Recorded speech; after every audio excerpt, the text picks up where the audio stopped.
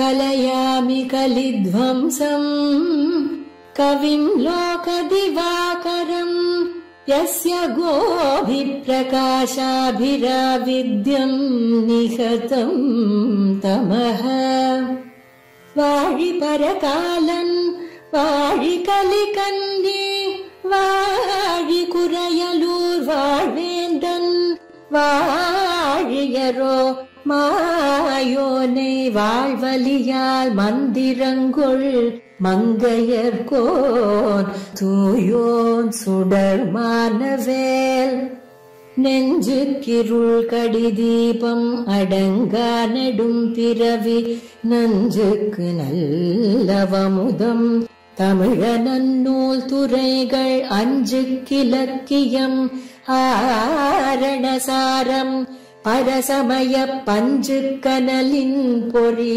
பரகாலன் பனுவல்களே எங்கள் கதியே இராமானுசமுனியே சங்கை கெடுத்தாண்ட தவராசா பொங்கு புகழ் மங்கையர் கோனீந்த மறையாயிரமனைத்தும் தங்கு மனம் நீ எனக்கு தா.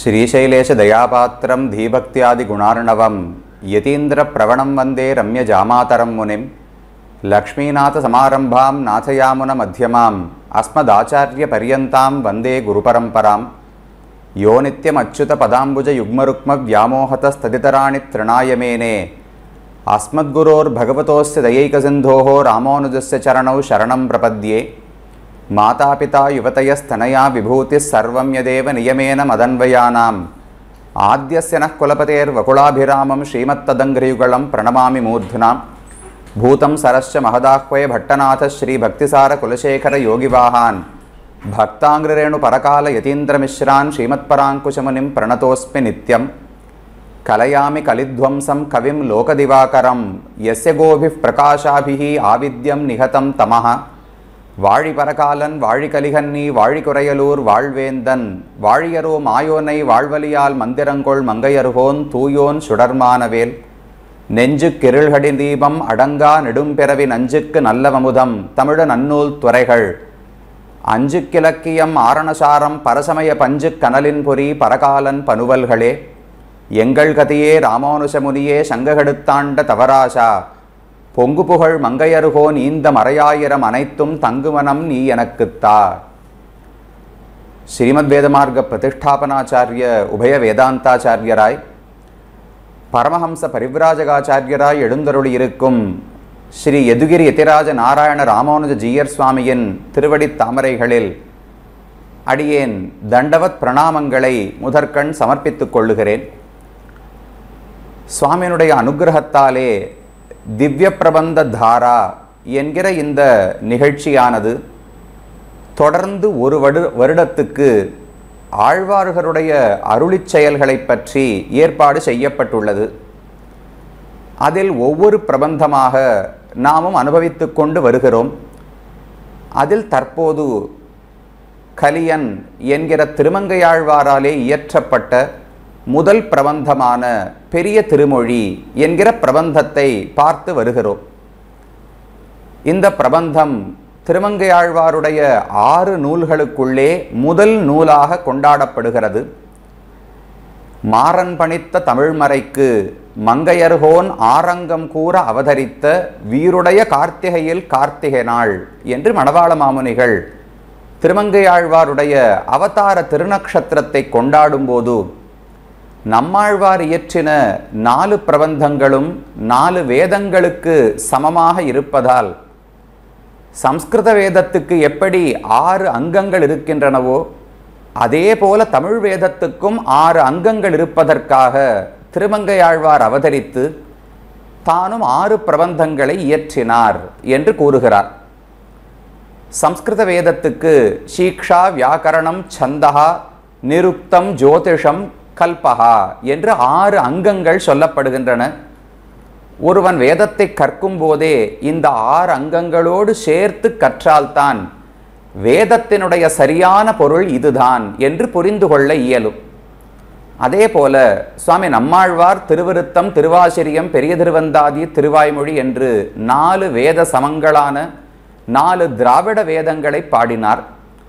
அதற்கு 6 அங்கங்களாக திருமங்கையாழ்வார் பெரிய திருமொழி, சிறிய திருமடல், பெரிய திருமடல், திருக்குறுந்தாண்டகம், திருநெடுந்தாண்டகம், திருவழுகூத்திருக்கை என்று 6 பிரபந்தங்களை பாடினார். அதிலே முதல் பிரபந்தம் இந்த பெரிய திருமொழி என்பது வயலாளி மணவாளனுடைய காலிலே இருந்த ஒரு தண்டை.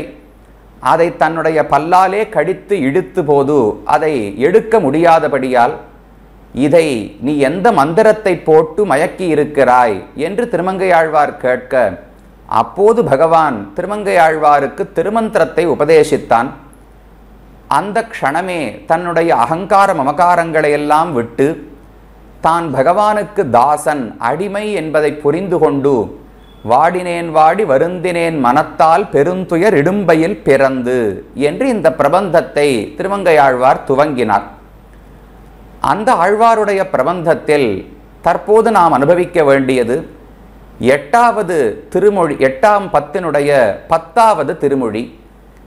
இந்த பெரிய திருமொழியினுடைய 8ஆம் பத்து முழுவதுமே, அதாவது 100 பாசுரங்களுமே திருக்கண்ணபுரம் என்கிற திவ்யதேசத்துக்காக ஆழ்வாராலே சமர்ப்பிக்கப்பட்டன. திருமங்கையாழ்வார் 40-45 திவ்யதேசங்களுக்கும் மேலாக தான் மங்களாசாசனம் செய்திருக்கிறார். பாடல்களாலே அந்தந்த எம்பெருமானை பாடியிருக்கிறார். அதில் சில திவ்யதேசங்களுக்கு 1 பாடல் இருக்கலாம், சிலவற்றுக்கு 10 பாடல்கள் இருக்கலாம், சில திவ்யதேசங்களுக்கு 20 பாடல்கள் இருக்கலாம். திருவரங்கம், ஸ்ரீரங்கம் என்கிற திவ்யதேசத்துக்கு 50 பாசுரங்களை பாடினார். ஆனால் 2 திவ்யதேசங்களுக்கு மட்டும்தான் திருமங்கையாழ்வார் 100 பாசுரங்களை மங்களாசாசனமாக பாடினார். ஒன்று திருநரையூர் என்கிற திவ்யதேசம். அந்த திவ்யதேசத்துக்கான பாசுரங்களை நாம் கீழேயே அனுபவித்தோம். 6ஆம் பத்து 7ஆம் பத்திலே பிரிந்து கிடக்கின்றன அந்த பாசுரங்கள். அதற்போல திருக்கண்ணபுரம் சௌரி பெருமாளுக்காக 100 பாசுரங்கள் பாடினார். அது 8ஆம் பத்து முழுவதும், 8ஆம் பத்து முதல் திருமொழியிலிருந்து தொடங்கி, சிலையிலங்கு பொன்னாழி தென்படைதொண்டொன்சங்கம் என்கின்றாளால், மலையிலங்கு தோல் 4 மற்றவனுக்கு எற்றேகான் என்கின்றாளால் என்று 8ஆம் பத்து முதல் திருமொழி முதல் பாசுரத்திலே துவங்கினார். இதோ 8ஆம் பத்து 10ஆம் திருமொழி முடியும் வரை திருக்கண்ணபுரத்துக்காக 100 பாசுரங்களை சமர்ப்பித்தார் திருமங்கையாழ்வார். நமக்கு தோன்றும், ஏன் ஸ்ரீரங்கம் திருவரங்கநாதன் தானே பொதுவாக எல்லா திவ்யதேசங்களுக்குள்ளும் மிக உயர்ந்தவர்னு கொண்டாடப்படுகிறார், அவருக்குத்தானே அதிகமான பாசுரங்களை சமர்ப்பித்திருக்க வேண்டும். ஏன் திருமங்கையாழ்வார் திருவரங்கத்துக்கு 50 பாசுரங்களை மட்டும் சமர்ப்பித்துவிட்டு திருநரையூருக்கும் திருக்கண்ணபுரத்துக்கும் 100 பாசுரங்களை சமர்ப்பித்தார் என்றால், அதற்கு நம்முடைய முன்னோர்கள் மிக அழகான ஒரு விளக்கத்தை கொடுக்கிறார்கள். எப்போதுமே நம்முடைய இல்லங்களிலேயே கூட ஆழ்வார்களுடைய அருளிச்செயல் கோஷ்டி வைக்கும் போதோ அல்லது வேறதான ஒரு நல்ல காரியம் நடக்கும் போதோ ஆழ்வார் ஆச்சாரியர்கள் சம்பாவனை, பெருமாளுக்கு சம்பாவனை என்று செய்வதுண்டு. அந்த சமயத்திலே பெருமானுக்கோ அல்லது மற்றவர்களுக்கோ என்ன சம்பாவனை வைக்கிறோமோ அதை போல 2 மடங்கு சம்பாவனை அவனவனுடைய ஆச்சாரியனுக்கு கொடுக்க வேண்டும் என்கிற முறை மரபிலே இருக்கிறது. அதன்படி பார்த்தோம் என்றால் திருமங்கையாழ்வார் திருவரங்கத்து ரங்கநாதனை, பெருமானை கடவுளாக நினைத்தார். அதனால் அவருக்கு 50 பாசுரங்களை பாடினார். ஆனால் திருமங்கையாழ்வாருக்கு ஆச்சாரியன் யார் என்று பார்த்தால், திருமங்கையாழ்வாருக்கு பஞ்சசம்ஸ்காரம் செய்து சமாசிரயணம் செய்து வைத்தவர் திருநரையூர் பெருமாள். அதனால் அவர் ஆச்சாரிய ஸ்தானத்தில் இருக்கிறபடியால் 2 மடங்கு 50 பாசுரம் கடவுளுக்கு, பகவானுக்கென்றால் அதை 2ஆக பெருக்கி 100 பாசுரங்கள் பஞ்சசம்ஸ்காரம் செய்து வைத்த திருநரையூர் நம்பிக்கு பாடினார். அதே போல திருமந்திரத்தினுடைய அர்த்தத்தை யார் உபதேசிக்கிறாரோ அவர்தானே ஆச்சாரியன்னு கொண்டாடப்பட வேண்டியவர். அந்த அர்த்தத்தை திருக்கண்ணபுரம் சௌரி பெருமாள் தான் திருமங்கையாழ்வாருக்கு உபதேசித்தார். அதனால திருக்கண்ணபுரத்துக்கும் 100 பாசுரங்களை பாடுகிறார். அப்ப இந்த ரெண்டு பெருமானும் ஆச்சாரிய ஸ்தானத்திலே இருக்கிறபடியால் ஒருவர் பஞ்சசம்ஸ்காரம் செய்து கொடுத்தார், மற்றொருவர் திருமந்திரத்தின் பொருளை விளக்கினார். அதனால 100 பாசுரங்களை கலியனான திருமங்கையாழ்வார் பாடிக் கொடுத்தார். அதிலே நாம் தற்போது இன்றைக்கு அனுபவிக்க வேண்டியது 8ஆம் பத்தினுடைய 10ஆம் திருமொழி வண்டார்பூ மாமலர் மங்கை என்று தொடங்கக்கூடிய 10 பாசுரங்கள். இதோடு திருக்கண்ணபுரத்தை பற்றின திருமங்கையாழ்வாருடைய அனுபவம் நிறைவு பெறுகிறது. இதுவரைக்கும் எத்தனையோ விதங்களிலே திருக்கண்ணபுரம் எம்பெருமானுக்காகவே இவள் அற்று தீர்ந்தவள் என்று தாய்ப்பாசுரமாகவும் பாடினார்.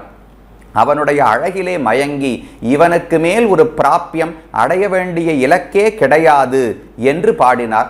அதே போல இவனை அடைவதற்கு வேறு எந்த உபாயத்தையும் தேட வேண்டாம், இந்த திருக்கண்ணபுரம் சௌரி பெருமாள் தான் உபாயமாகவும் இருக்கிறார்.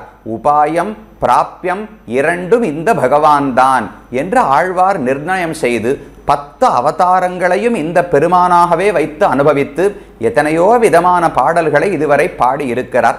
அதிலே அவர் சொன்னதெல்லாம் என்ன, கடைசியில ஒரு பிரார்த்தனையோடு முடிக்க வேண்டுமோ இல்லையோ, தான் ஆசைப்பட்ட இலக்கு என்ன என்று இதற்கு கீழே சொல்லியிருக்கிறாரோ இல்லையோ. கண்ணார் கண்ணபுரம் கடிகை கடிகமழும் தன்னார் தாமரசூழ் தலைச்சங்க மேல்திசையுள் விண்ணோர் நான்மதியை விரிகின்ற வெஞ்சுடரை கண்ணார கண்டுகொண்டு கழிக்கின்றது இங்கென்றுகொலோ.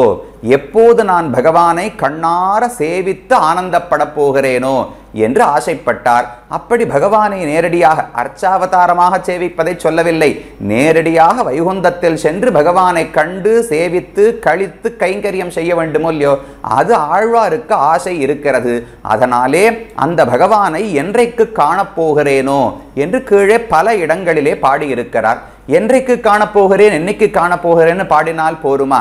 அதை கொடுக்கக்கூடிய வல்லமை சக்தி யாருக்கு இருக்கிறதோ அவரிடத்திலே போய்தானே முறையிட வேண்டும், அவரிடத்திலே தான் பிரார்த்திக்க வேண்டும். அதனால இந்த 10 பாசுரங்கள் 8ஆம் 10 10ஆம் திருமொழியிலே திருக்கண்ணபுரம் சௌரி பெருமாளை பார்த்து, நீ என்ன நினைத்திருக்கிறாய், உன்னுடைய அபிப்பிராயத்தை சொல்லு, எனக்கு என்ன அனுகிரகம் செய்வதாக உன்னுடைய எண்ணத்தில் இருக்கிறது.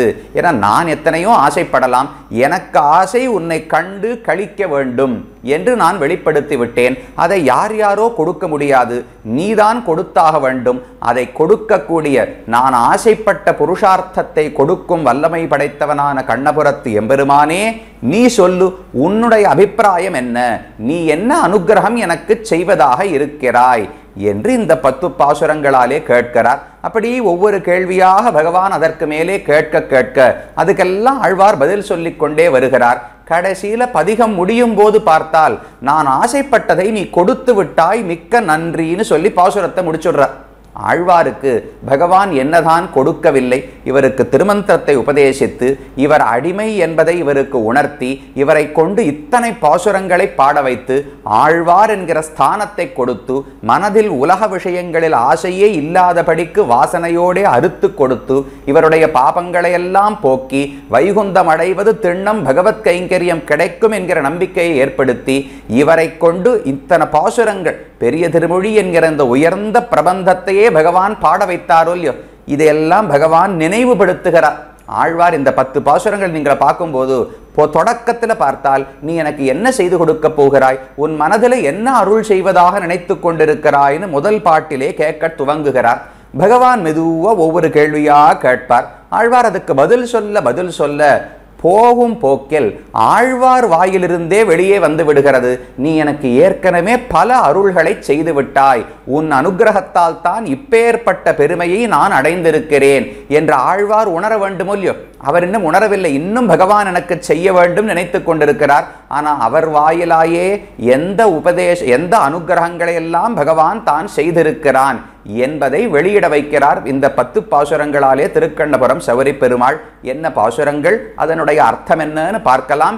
இந்த 10 பாசுரங்களில் தான் திருமந்திரார்த்தத்தை திருமங்கையாழ்வாருக்கு திருக்கண்ணபுரம் சௌரி பெருமாள் தான் வெளியிட்டார் என்பதை மிக ஸ்பஷ்டமாக பாசுரத்திலிருந்து தெரிந்து கொள்ளலாம். அதே போல திருமங்கையாழ்வாரை பாட வைத்த பெருமாள் யாரு?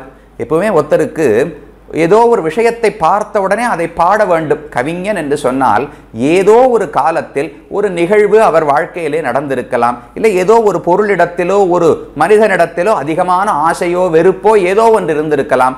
அந்த ஒரு திருடமான பாவம் அந்த மனசுல இருக்கிற எண்ணத்தின் வெளிப்பாடாகத்தானே பாடல்கள் வரப்போகின்றன. அதை போல இந்த திருமங்கை ஆழ்வார் இந்த பிரபந்தத்தை எல்லாம் பாடுவதற்கு யார் காரணம்னு பார்த்தால் திருக்கண்ணபுரம் சௌரி பெருமாள் தான் அதற்கு காரணம்னு தெரிவிக்கிறார்கள். அதுவும் இந்த பாசுரத்திலே தான் அதற்கான காரணமும் அடங்கி உள்ளது. பாட வைத்த முக்கோட்டை என்று பொதுவாக தெரிவிப்பார்கள். கேரளத்திலே மலையாள விபதேசங்களுக்கு நடுவிலே முக்கோட்டை என்று ஒரு ஊர் உண்டாம். அந்த ஊரினுடைய அழகை எந்த கவிஞன் பார்த்தாலும் தானாக பாடல்கள் வந்து விடுமாம். அதை போல ஆழ்வாருக்கு எந்த எம்பெருமானை பார்த்த உடனே பாடல் வெளியே வரும். திருக்கண்ணபுரம் பெருமாளை பார்த்து பாடினாரா, திருவரங்கத்தெம்பெருமானாலே பாடத் தொடங்கினாரா, அல்லது வயலாளி மணவாளனாலே பாடத் தொடங்கினாரா, பதரிகாசிரமம் பெருமாளா, திருவேங்கடமுடையானா, இவரை பாட வைத்த பெருமான் யார் என்று கேட்டால் அது திருக்கண்ணபுரம் சௌரி பெருமாள் தான் என்பதையும், அப்ப ஆழ்வாரை பொறுத்தவரை முக்கோட்டை என்பது ஏதோ இயற்கை எழில் சூழ்ந்த ஒரு பிரதேசம் கிடையாது. திருக்கண்ணபுரம் பெருமாள் தான் பாட வைத்த முக்கோட்டை. திருக்கண்ணபுரம் என்கிற க்ஷேத்திரம் தான் ஆழ்வாரை பாட வைத்தது என்று பெரியவாச்சான் பிள்ளை தெரிவிக்கிறார். அந்த பெருமைகளை எல்லாம் உடைய 10 பாசுரங்களைத்தான் இன்றைய தினம் அனுபவிக்க போகிறோம். அதில் முதல் பாசுரத்தாலே தெரிவிக்கிறார், வண்டார்பூ மாமலர் மங்கை மணநோக்கம் உண்டானே உன்னை உகந்துகந்து உந்தனக்கே தொண்டானேற்கு என் செய்கின்னாய் சொல்லு நால்வேதம் கண்டானே கண்ணபுரத்துறை அம்மானே. இந்த 10 பாசுரங்களிலுமே 9 பாசுரங்களில் கண்ணபுரத்துறை அம்மானே கண்ணபுரத்துறை அம்மானே, திருக்கண்ணபுரம் என்கிற திவ்ய தேசத்திலே க்ஷேத்திரத்திலே வாசம் நித்தியவாசம் செய்யக்கூடிய என்னுடைய சுவாமியானவனே சௌரி பெருமாளே என்று ஒவ்வொரு பாசுரத்திலும் விழிச்சொல் இருக்க போகிறது. பகவானை பார்த்து ஒவ்வொரு பாடலாக ஆழ்வார் பாடுகிறார் என்று பொருள் கொள்ள வேண்டும். அதுல முதல் பாசுரத்திலே சொல்லுகிறார், வண்டு ஆர் பூ மாமலர் மங்கை. வண்டுகள் எல்லாம் தேனீக்கள் எல்லாம் ஆர்ந்து கூட்டமாக இருக்கக்கூடிய பூ அழகிய மா மிக பெரிய மலர் அழகான தாமரை மலர் நல்ல பெருசா இருக்கு. அதில் இருக்கிற தேனை பருகுவதற்காக பல தேனீக்கள் எல்லாம் அங்கு சூழ்ந்து கொண்டு இருக்கின்றன. வண்டார்பூ மாமலர் மங்கை, அப்படிப்பட்ட தாமரை மலருக்கு மேலே தானே பத்மாசினி என்று தாயாருக்கு பேர் சொல்லுகிறோமோ இல்லையோ, ஹேமாப்ஜ நாயிகா தாமரையிலேயே பிறந்தவள் அலர்மேல் மங்கை என்று பிராட்டிக்கு திருநாமம் எல்லாம் சொல்லுகிறோமோ இல்லையோ. கண்ணபுர நாயகின்னு இந்த தேவி தேசத்தில் திருநாமம். பொதுவாக மகாலட்சுமி தாயார் தாமரையிலே தோன்றினவள்னு சொல்லுகிறோமோ இல்லையோ. அதனாலே வண்டார்பூ மாமலர் மங்கை மணநோக்கம் உண்டானே என்று ஆழ்வார் பாடுகிறார். பகவான் எப்படிப்பட்டவர்னால் பிராட்டியினுடைய மணநோக்கம், மணம்னு சொன்னா மங்களத்தை ஏற்படுத்தக்கூடியதுன்னு அர்த்தம். கல்யாணம் அப்படின்னு சொன்னாலும் மங்களம்னு அர்த்தம், மங்களம்னு சொன்னாலும் மங்களம்னு அர்த்தம். அதே போல மணம் என்று சொன்னாலும் மங்களம்னு அர்த்தம். நாம விவாகத்துக்கு என்னென்ன வார்த்தை உபயோகப்படுத்துறோம் பாருங்க. திருக்கல்யாணம்னு சொல்றோம், திருமணம்னு சொல்றோம். ரெண்டுத்துக்கும் ஒரே பொருள் தான். திருக்கல்யாணம்னு சொன்னாலும் ஒரு மங்களத்தை ஏற்படுத்தக்கூடிய சடங்குன்னு அர்த்தம். திருமணம்னு சொன்னாலும் ஒரு மங்களத்தை ஏற்படுத்தக்கூடிய சடங்கு என்றுதான் பொருள். அப்ப மணம்னு சொன்னாலே மங்களத்தை, சுபிக்ஷத்தை, ஒரு போகத்தை, ஆனந்தத்தை ஏற்படுத்தக்கூடியதுன்னு அர்த்தம். அப்படிப்பட்ட மனநோக்கம் உண்டானே பிராட்டியினுடைய மங்களமான பார்வையைத்தான் பகவான் உண்ணுகிறார், பருகுகிறார்னு தெரிவிக்கிறார். உண்டானேன்னு சொன்னால் பொதுவாக ஒருத்தரை பார்த்து நீர் சோறு உண்டவர் அப்படின்னு சொன்னா என்ன அர்த்தம்? இந்த சோரை கொண்டுதான் அவர் வாழுகிறார், சோறு இல்லாட்டா மனுஷனால வாழ முடியாது. அப்ப ஒரு பொருளை உண்டவனே அப்படின்னு சொன்னால் இந்த உணவை கொண்டுதான் அவர் ஜீவிக்கிறார், வாழ்கிறார்னு அர்த்தமோ இல்லையோ.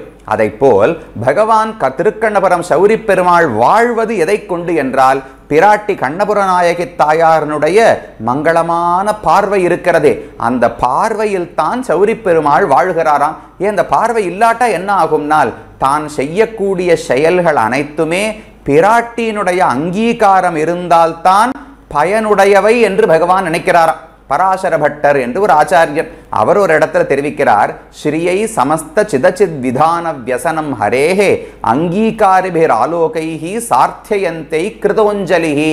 நான் கிருதஹா அஞ்சலிஹி, என்னாலே அஞ்சலி நமஸ்காரம் செய்யப்பட்டது. யாரை குறித்து? ஸ்ரீயை, ஸ்ரீ என்கிற மகாலட்சுமி தாயாரை குறித்து செய்கிறேன். அவள் எப்படிப்பட்டவனால் ஹரேஹே சமஸ்த சிதச்சித் விதான வியசனம், பகவான் ரொம்ப கஷ்டப்பட்டு வியர்வை சிந்தி இந்த உலகத்தை எல்லாம் படைத்து அதில் மக்களையும் விலங்குகளையும் தேவர்களையும் யக்ஷர்கள் கந்தர்வர்கள் ராட்சதர்கள் அனைவரையும் படைத்து அவர்களையெல்லாம் இயக்கி இத்தனை சிரமம் படுகிறாரோ இல்லையோ, இப்பேற்பட்ட சிரமத்தை எல்லாம் பிராட்டி தன்னுடைய அங்கீகார பார்வையாலே பயனுடையதாக ஆக்குகிறாளாம். இவள் பார்த்து அதை அங்கீகரிக்காவிட்டால் அப்ப பகவானுக்கு இத்தனை காரியம் பண்ணது வெறும் ஒரு வீண் முயற்சியாக தோன்றுமே தவிர பயனுடையதாகவே பகவான் கருத மாட்டாராம். அப்ப ஒருத்தர் ஒரு பெரிய வீரச் செயல் ஒருத்தர் செய்கிறான்னு வச்சுங்களேன், செய்து முடித்த உடனே திரும்பி தன்னுடைய மனைவியை பார்ப்பாரோ இல்லையோ, பார்த்து அவள் அங்கீகரிக்கிறாளா, என்னுடைய வீரத்தை பெருமையை பலத்தை அவள் ஒப்புக்கொள்ளுகிறாளா என்று அவள் அங்கீகாரம் பண்ண அந்த ஆணுக்கு கணவனுக்கு ஒரு ஆனந்தம் ஏற்படும் இல்லையோ, அதை போல பகவான் செய்யும் செயல்கள் எல்லாமே ஒரு ஜீவாத்மாவை திருத்தி பக்தனாக ஆக்கி மோட்சம் அழைத்து கொண்டு வந்தால் அப்ப பிராட்டியை பார்த்து பகவான் சிரிப்பாராம். அவர் செய்த செயலை பார்த்து பிராட்டி சிரித்து ஆமோதிக்க வேண்டும். அதை போல உலகத்தை படைப்பதையும் பிராட்டி பார்த்து ஏற்க வேண்டும். ஒரு ஆண்மயில் பெண்மயில் ரெண்டையும் பாருங்களேன். ஆண்மயில் தோகை விரித்து ஆடும். எதற்காக? தனக்கேதான் ஆனந்தம் வர வேண்டும் என்பதற்காகவா? ஆடி முடித்து விட்டு அந்த பெண்மயில பார்த்தால் அதை பார்த்த பெண்மயில் ஈர்க்கப்பட்டு ஆனந்தத்துல தலையை குலுக்கி நன்னா இருந்ததுன்னு ஒப்புக்கொண்டால்தான் அந்த ஆண்மயிலுக்கு ஆடின ஆனந்தமே கிடைக்கும். அதை போல பகவான் தான் ஆண்மயில். அனுஷிகினி சிகீவ கிரீடசே ஸ்ரீ சமக்ஷம் என்று இதே பராசர பட்டர் தெரிவிக்கிறார். பெண்மயிலுக்கு முன்னால் ஆண்மயில் எப்படி தோகை விரித்து ஆடி அந்த பெண்மயிலை சந்தோஷப்படுத்த பார்க்குமோ, அதை போல பகவான் உலகத்தை படைப்பதோ ரட்சிப்பதோ அழிப்பதோ சம்சாரத்திலிருந்து ஒருவனுக்கு முக்தி அளிப்பதோ அவதாரங்களை செய்து மக்களை ரட்சிப்பதோ இது அனைத்தையும் செய்வது பிராட்டியினுடைய அந்த ஒரு பார்வை கிடைப்பதற்காக, அவள் ஆனந்தப்படுவதற்காக செய்கிறாராம். அந்த பிராட்டியினுடைய மனநோக்கம் உண்டானேன்னு சொன்னால் இவர் பண்ணதெல்லாம் பண்ணிட்டு பிராட்டியை பார்க்கும்போது அவள் மங்களமான பார்வையால் அதை ஆமோதிக்கிறாளோ இல்லையோ, அதை பார்த்து உகந்தாள் என்றால் அந்த பார்வையை உண்டுதான் பகவான் வாழ்கிறாராம். அந்த பார்வை இல்லாமல் போனால் பகவானால தான் பண்ணதெல்லாம் வீணென்று நினைத்து ஜீவனமே இல்லாமல் போய்விடுவார். அப்படி பிராட்டியினிடத்திலே அன்பு கொண்டவர். வண்டார்பூ மாமலர் மங்கை மனநோக்கம் உண்டானே உன்னை உகந்து உகந்து, உன்னை நான் உகந்து உகந்து அப்படின்னா அது என்ன, 2 முறை உகந்தாரான்னா அதிகமாக உகந்து மிகவும் உகந்து என்று பொருள். பகவானே உன்னிடத்தில் எனக்கு பிரீத்தி அதிகமாக அன்பு அதிகமாக ஏற்பட்டது என்று தெரிவிக்கிறார். ஆனா இந்த இடத்துல ஜாக்கிரதையா இருக்கணும். மனநோக்கம் உண்டானே உன்னை உகந்து உகந்துன்னு சொன்னால் அப்ப உன்னை என்பது பகவானை மட்டும் இங்கு குறிக்கவில்லை, பிராட்டியோடு கூடின பகவானிடத்தில் தான் திருமங்கையாழ்வாருக்கு ஆசையாம். எப்பவுமே தனியா பிரம்மச்சாரியாக இருக்கிற நாராயணனை சேவிக்கவே கூடாது. ஏன்னா அவர் ரொம்ப கோபக்காரர். எப்போ நம்மளை தூக்கி போடுவார் இல்லை எப்போ காலிலே சேர்த்து கொள்வார் நமக்கு சொல்லவே தெரியாது. ஆனால் கல்யாணம் ஆயிடுத்துனா எப்பவுமே ஒரு ஆண் பக்குவப்படுவாரோ இல்லையோ, பிராட்டி கூட இருக்கும்போது காலில் போய் விழுந்தோம் என்றால் நம்மை மன்னிக்க வைத்து பிராட்டி நமக்கு பகவானோடு சேர்த்து வைத்து விடுகிறாள். பிராட்டி இல்லாத போது அவர் காலில் விழுந்தா அவர் என்னை ஏற்றுக்கொள்வாரா தள்ளிவிடுவாரான்னு சொல்ல முடியாது. அதனால் இங்கு உன்னை உகந்துகந்துன்னு சொன்னால் மனநோக்கம் உண்டானே உன்னை உகந்துகந்துன்னு சேர்த்து வச்சுக்கணும். அப்ப பிராட்டி பார்வைக்கு இலக்கான பகவானே உன்னிடத்துல எனக்கு அன்புன்னு சொன்னால் அப்ப பிராட்டியோடு கூடின பகவானிடத்துல தான் ஆசை வைக்க வேண்டுமே தவிர தனியாக பகவானிடத்திலே ஆசை வைக்க கூடாது. உன்னை உகந்துகந்து உன் தனக்கே தொண்டானேற்கு. சரி, பகவானையும் பிராட்டியும் பார்த்தார், அவர்களிடத்துல அன்பு ஏற்பட்டது. உடனே அடுத்தது என்ன பண்ணணும்னு தோணும்? ஒரு குழந்தைக்கு தாயும் தந்தையும் சேர்ந்து அமர்ந்து ஆனந்தமா பேசிக்கொண்டு அந்யோன்ய பரஸ்பரம் நல்ல ஒரு அன்போடு இருந்தார்கள் என்றால் பார்த்த உடனே குழந்தைக்கு என்ன தோணும்? ஒன்று ஏறி அவர்கள் மடியில் அமர்ந்து கொண்டு துள்ளி குதிச்சு தொகைச்சி விளையாடணும்னு தோணும். இன்னொன்று, இப்படிப்பட்ட தாய் தந்தையருக்கு நான் அடிமையாக இருக்கிறேன், தொண்டனாக இருக்கிறேன், என்னால் முடிஞ்ச கைங்கரியத்தை பண்ணணும்னு தோணும் இல்லையோ. சின்ன வயசு குழந்தையா இருந்தால் உடனே ஏறி உட்காந்து மடியில் விளையாடணும்னு தோணும். 20 வயசு 25 வயசு ஆயிடுத்து குழந்தைக்குனால் அப்ப அவருக்கு என்ன தோணும்? தாய் தந்தையர் ஆனந்தமா இருக்கிறத பார்த்தால் ஐயோ இவர்கள் தான் இந்த ஆனந்தத்தோடு என்னை இவ்வளவு நாள் பார்த்து ரட்சித்து வந்தார்கள், அவர்களுக்கு என்னால் முடிந்த கைங்கரியத்தை செய்ய வேண்டும்னு ஆசை ஏற்படும் இல்லையோ. அதை போல திருமங்கை ஆழ்வாருக்கு பகவான் தான் தாய், பகவான் தான் தந்தை, என்னை பெற்றவர் தாயாய் தந்தையாய் மக்களாய் மத்துமாய் முத்துமாய் அத்தா நீ செய்தன அடியேன் அறியேனே என்று நம்மாழ்வாருடைய பாசுரம். பகவான் தான் எல்லாவித உறவுன்னு தெரிவிக்கிறார். என் திருமங்கை ஆழ்வார் தானே தெரிவிக்கிறார். என் தாயும் இவருடைய தாயும் எம்மானும் எம்மனையும் என்னை பெற்றொழிந்ததற்பெண் அம்மானும் அம்மனையும் அடியேனு காகினென்ன எம்மானை என்று திருமங்கையாழ்வார் பாடுகிறார். என்ன இந்த உடல் பிறவி கொடுத்த தாயும் தந்தையும் பிறப்பித்து விட்டு தூக்கி போட்டு விட்டார்கள். அவர்கள் ஒன்றும் எனக்கு மோட்சத்துக்கான வழியெல்லாம் காட்டவில்லை. ஆனால் அவர்கள் விட்டதற்கும் சேர்த்து பகவான் தான் எனக்கு தாயாகவும் தந்தையாகவும் இருந்து வழிகாட்டி என்னை முன்னேற்றி உயர்த்தினான். அப்ப எனக்கு தாய் தந்தை வேறு கிடையாது, அனைத்துமே பகவான் தான் ஆழ்வாருக்கு எண்ணம். அந்த பெருமானம் தாயார் ஆனந்தமா இருப்பதை பார்த்தவுடனே உகந்துகந்து உன் தனக்கே தொண்டு ஆனேற்கு, உங்கள் இருவருக்குத்தான் தொண்டு செய்ய வேண்டும். கைங்கரியமும் தனியா பண்ணக்கூடாது. முன்னாடி சொல்றச்சே காலில் விழுந்து சரணாகதி செய்யும் போது தனியா நாராயணன் காலிலே விழக்கூடாது, பிராட்டியோடு சேர்ந்த நாராயணன் காலில் தான் விழ வேண்டும். சரி, கைங்கரியம் பண்ணும்போது பகவான் என்னை ஏற்றுக்கொண்டு விட்டார், வா வைகுந்தத்துக்கு அழைச்சின்னு போறேன்னு சொன்னார். அங்கு போய் தொண்டு செய்யும் போது பகவானுக்கு மட்டும் பண்ணலாமானால் இரண்டு பேருக்கும் சேர்த்துத்தான் கைங்கரியம் செய்ய வேண்டும். பல பிரமாணங்களிலே இதை பார்க்கலாம். அப்படி பகவானுக்கோடு சேர்ந்து பிராட்டிக்கும் கைங்கரியம் செய்யணும். தொண்டு ஆனேற்கு என் செய்கின்றாய் சொல்லு, நீ என்ன செய்வதாக இருக்கிறாய்? இப்படி உங்களை பார்த்து உங்களிடத்தில் அன்பு வைத்து உங்களுக்கே தொண்டனாக இருக்கும் எனக்கு என் செய்கின்றாய் சொல்லு, நீ என்ன செய்வதாக இருக்கிறாய்? என்னிடத்துல எவ்வளவு பக்தி இருக்கிறது, எவ்வளவு அன்பு, வேட்கை, அவா, காதல், என்ன வேணாலும் வார்த்தை வச்சுக்கோங்க. எவ்வளவுதான் நமக்கு ஈடுபாடு பகவானிடத்தில் இருந்தாலும் அதுக்காக ஒரு நாளும் மோட்சம் கிடைத்து விடாது. அவர் நம் பேரில் என்ன எண்ணம் வைத்திருக்கிறார்னு பார்க்க வேண்டுமோ இல்லையோ. எனக்கு எண்ணம் என்கிட்ட நிறைய பக்தி இருக்குன்னு, ஆனா பகவான் என்னை பத்தி என்ன எண்ணத்தில் இருக்கிறாரோ அதுதான் எனக்கு காரியகரம். எப்பவுமே பேற்றுக்கு உபாயம் அவன் நினைவு என்று தெரிவிப்பார்கள் பெரியோர்கள். நான் மோட்சம் அடைவதற்கு என்னுடைய நினைவு காரணம் கிடையாது. நாம் எல்லாம் நினைச்சுட்டு இருக்கோம், நான் சரணாகதி செய்தேன், பகவான் என்னை ரட்சிக்க வேண்டும் என்று நான் பிரார்த்தித்துக் கொண்டேன், அப்ப என்னுடைய பிரார்த்தனைக்காகத்தானே ரட்சித்தார். அப்ப எனக்கு அந்த எண்ணம் ஏற்பட்டது, பகவான் என்னை ரட்சிக்க வேண்டும் என்கிற எண்ணம், சரணாகதி என்கிற எண்ணம் எனக்குத்தானே ஏற்பட்டது. அப்ப என்னுடைய நினைவு முக்கியம்னு நமக்கு தோன்றும். ஆனா உண்மையில் அது முக்கியமே கிடையாது. என்னுடைய நினைவு என்பது ஒரு தகுதியாகிறது, அதுக்காக மோட்சம் கிடைத்து விடாதோ இல்லையோ. பகவானுடைய நினைவு என்னவோ அதன்படிக்குத்தான் நமக்கு மோட்சம் கிடைக்கும். அதனால தான் ஆழ்வார் பிரார்த்திக்கிறார், என் செய்கின்றாய், நீ உன் மனசு, நான் எத்தனையோ பாட்டு பாடலாம், நீ தான் எனக்கு உயிர்னு அழலாம் அலர்த்தலாம், ஆனா நீ என்ன நினைக்கிறாய்னு எனக்கு சொல்ல வேண்டும். என் செய்கின்றாய் சொல்லு, நீ பதில் சொல்லு, நானா என்ன எடுத்துக்கொள்ள முடியும், நீ பதில் சொல்லு என்று தெரிவித்தார். நால்வேதம் கண்டானே கண்ணபுரத்து உரை அம்மானே. 4 வேதம் இருக்கு, யஜுசு, சாமம், அதர்வணம் என்று 4 வேதங்கள். 4 வேதம் கண்டானே அப்படின்னா 4 வேதங்களையும் பார்த்தவர் பகவான். திருக்கண்ணபுரம் சௌரிப்பெருமாள் 4 வேதங்களையும் பார்த்தவர்னு சொன்னா என்ன அர்த்தம்னால், இப்போ இந்த உலகம் படைக்கப்பட்டுள்ளது, நாம் எல்லாம் வேதத்தை ஓதுகிறோம், அவரவர்கள் யார் தெரிந்து கொண்டார்களோ வேதத்தை சொல்லுகிறார்கள். சரி, ஒரு காலத்தில் பிரளயம் ஏற்படும் இல்லையோ, பிரளய காலத்தில் நாம் யாருமே இங்கு இருக்க போவது கிடையாது. அப்ப வேத மந்திரங்களை சொல்லுவதற்கு யாருமே இருக்க மாட்டார்கள். அடுத்த முறை உலகம் படைக்கப்படும் போது இதே வேதம் எப்படி மக்களை சென்று அடைகிறது? வேதம் தான் மறைந்து போய்விட்டதே, யாருக்குமே வேதம் தெரியாது, எல்லாரும் அழிந்து போய்விட்டார்கள். அப்ப அடுத்த முறை சிருஷ்டி ஏற்படும் போது எப்படி வேதம் அனைவருக்கும் கிடைக்கிறதுன்னா, எல்லாரும் அழிந்தாலும் பகவான் நாராயணன் ஒருத்தர் மட்டும் அழியாமல் இருக்காரோ இல்லையோ. அப்ப பிரளய காலத்தில் பகவானுடைய மனதில் வேதம் என்பது ஓடிக்கொண்டே இருக்கும். அடுத்த முறை உலகத்தை படைத்து பிரம்மா நான்முக கடவுளை படைக்கிறாரோ இல்லையோ, தன்னுடைய உந்தி தாமரையிலிருந்து பிரம்மாவை உண்டாக்கி அவருக்கு அதே வேதத்தை பகவான் உபதேசிக்கிறார். புதுசா இயற்றுவது கிடையாது.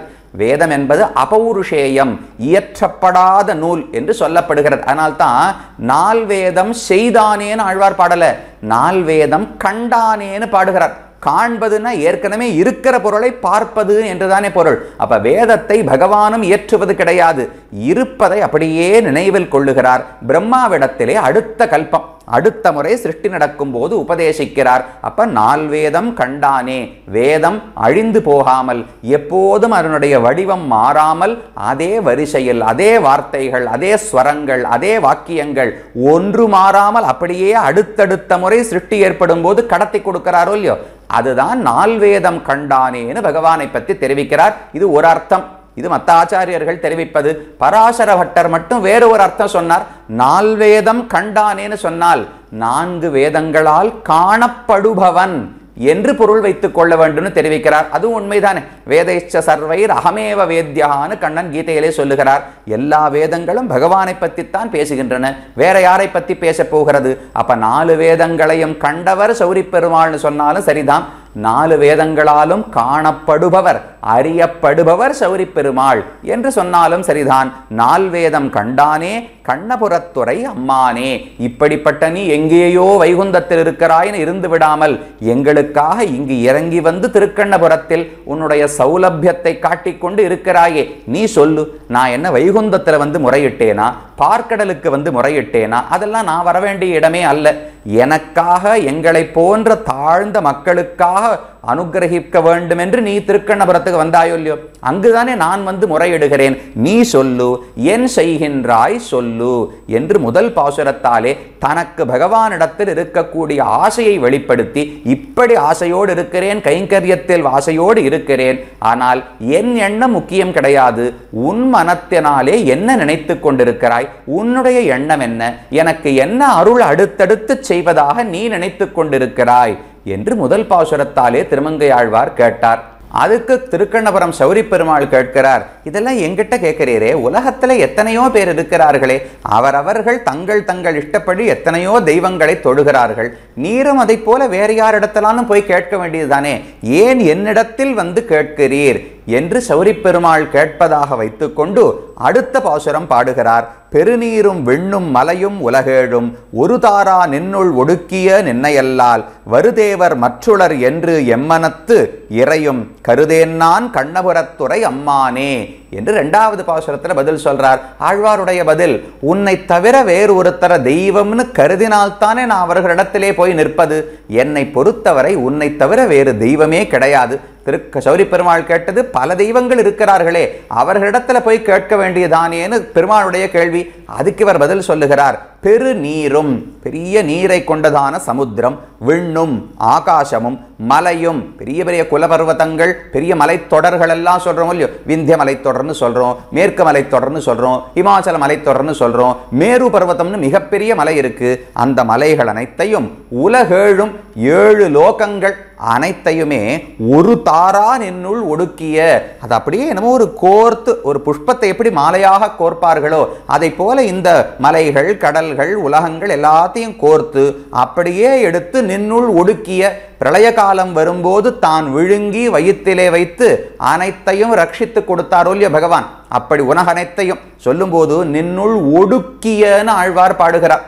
பொதுவாக இப்போ நாம் என்ன நினைப்போம், உலகத்தை எல்லாம் பகவான் சாப்பிடணுமோ இல்லையோ, அவர் வயிற்றில் எவ்வளவு இடம் இருக்கும், சரியா இந்த உலகங்கள் எல்லாம் உள்ளே போனால் எவ்வளவு இடம் வேணுமோ அவ்வளவுதான் இடம் இருந்ததா, இல்லை இன்னும் நிறைய இடம் இருந்ததான்னு கேட்டால், ஒடுக்கியன்னு சொன்னால் என்ன அர்த்தம், வயிற்றுல நிறைய இடம் இருக்கு, அதுல ஒரு சின்ன இடத்துக்குள்ள இந்த உலகங்கள் அனைத்தையும் பகவான் கொண்டு போய் ஒடுக்கினார். காரேழ் கடலேழ் மலையேழ் உலகுண்டும் ஆறா வயித்தானை அடங்க பிடித்தேனே என்று நம்மாழ்வாருடைய பாசுரம். திருப்பேர் நகர் அப்பக்குடத்தான் என்று ஒரு திவ்யதேசம் ஸ்ரீரங்கத்துக்கு அருகிலே இருக்கிறது. அந்த பெருமானை பற்றி பாடுகிறார். காரேழ் கடலேழ் மலையேழ் உலகு, எல்லா கடல் மலை எல்லாத்தோடும் கூடின உலகை விழுங்கியும் ஆறா வயித்தான், போரும்னு பகவானுக்கு எண்ணமே ஏற்படலையாம், இன்னும் வயத்துல நிறைய இடம் இருக்கே, விழுங்குவதற்கு ஒண்ணுமே இல்லையேன்னு பகவான் தெரிவித்தாராம். அது எதை குறிக்கிறது, பசி அதிகமா இருக்குன்னு அர்த்தமானால் இது வெறும் உண்ண வேண்டும் என்கிற பசி அல்ல. பகவான் உலகத்தை ரட்சிக்க வரும்போது அவருக்கு இருக்கிற சக்திக்கு இந்த உலகத்தை ரட்சிப்பது ஒரு பொருட்டே கிடையாது. உலகம் அனைத்தையும் விழுங்கி அதை அழியாமல் வயிற்றுக்குள்ள ரட்சித்து வைத்த பிறகும், ஓ இவ்வளவுதானா ரட்சணம் என்பது, என்கிட்ட இன்னும் நிறைய சக்தி இருக்கே, இன்னும் எத்தனை உலகங்களை வேணாலும் ரட்சிக்க முடியுமே என்னும் அளவுக்கு பகவானுக்கு ரட்சணத்திலே பசி, மக்களை காப்பதில் அவருக்கு பசி இருக்கிறதாம். அதனால ஆறா வயித்தான்னு நம்மாழ்வாருடைய பாசுரம். அதை போல பாடுறார், ஒரு தாரா நின்னுள் ஒடுக்கிய நின்னை அல்லால். இப்படி ஆபத்து வரும்போது மற்ற தெய்வங்கள் யாராவது ஏதாவது செய்தார்களா? தெய்வம் தெய்வம்னு உலகத்தில் பேர் வைத்துக் கொண்டிருக்கிறார்களே தவிர ஒருத்தருக்கும் பிரளய காலத்தில் உலகத்தை ரட்சிக்கக்கூடிய சக்தி கிடையாது. ஆனா என்ன செய்கிறார்கள், நின்னுள் ஒடுக்கிய நின்னை அல்லால் வருதேவர் மற்று உளர் என்று என் மனத்து இறையும் கருதேன். மற்ற தேவர்கள் யாரோ ஒருத்தர் இருக்கா, அவர்களை பத்தி ஆழ்வார் சொல்றார். வருதேவர் அப்படின்னா வருகின்ற தேவர்கள்னு சொல்லுகிறார். வருகின்ற தேவர்கள்னா பிரளயம் ஏற்படும் போது நாமெல்லாம் பகவானுடைய வயிற்றுக்குள்ள போனோமோ இல்லையோ, அப்ப இந்த தேவர்களும் அதே பகவானுடைய வயிற்றுக்குள்ளே தான் போனார்கள். திரும்ப சிருஷ்டி ஏற்படும் போது நாமும் வந்து பிறந்தோம், அவர்களும் வந்து பிறந்தார்கள். அதுக்கப்புறம் நம்மகிட்ட நீ என் காலில் விழறியா, நான் தான் பெரிய தெய்வம்னு சொல்லிப்பாளாம். சுவாமி, நான் உள்ள அழிஞ்சு போகும்போது நீரும் அங்கதான் பிரளயத்தில் பகவானுடைய வயிற்றுக்குள்ள இருந்தீர். இப்ப மட்டும் நான் தான் உலகத்துல தலைவன், நான் தான் உயர்ந்தவன் சொன்னா யாரான்னு நம்புவாளா? அப்ப வருதேவர்னு சொன்னால் உள்ள பிரளயத்தின் போது யாரும் வரவில்லை, ஒருவரும் ரட்சிக்குவதற்கு இல்லை. இப்ப வெளியே பகவான் படைத்த பிறகு நம்மிடத்திலே நீ என்னை பற்று, நான் தான் இலக்கு, நான் தான் உயர்ந்த தெய்வம் என்று சொல்லிக் கொள்ளுகிறார்கள். அந்த தெய்வத்துக்கு பெருமையே கிடையாது.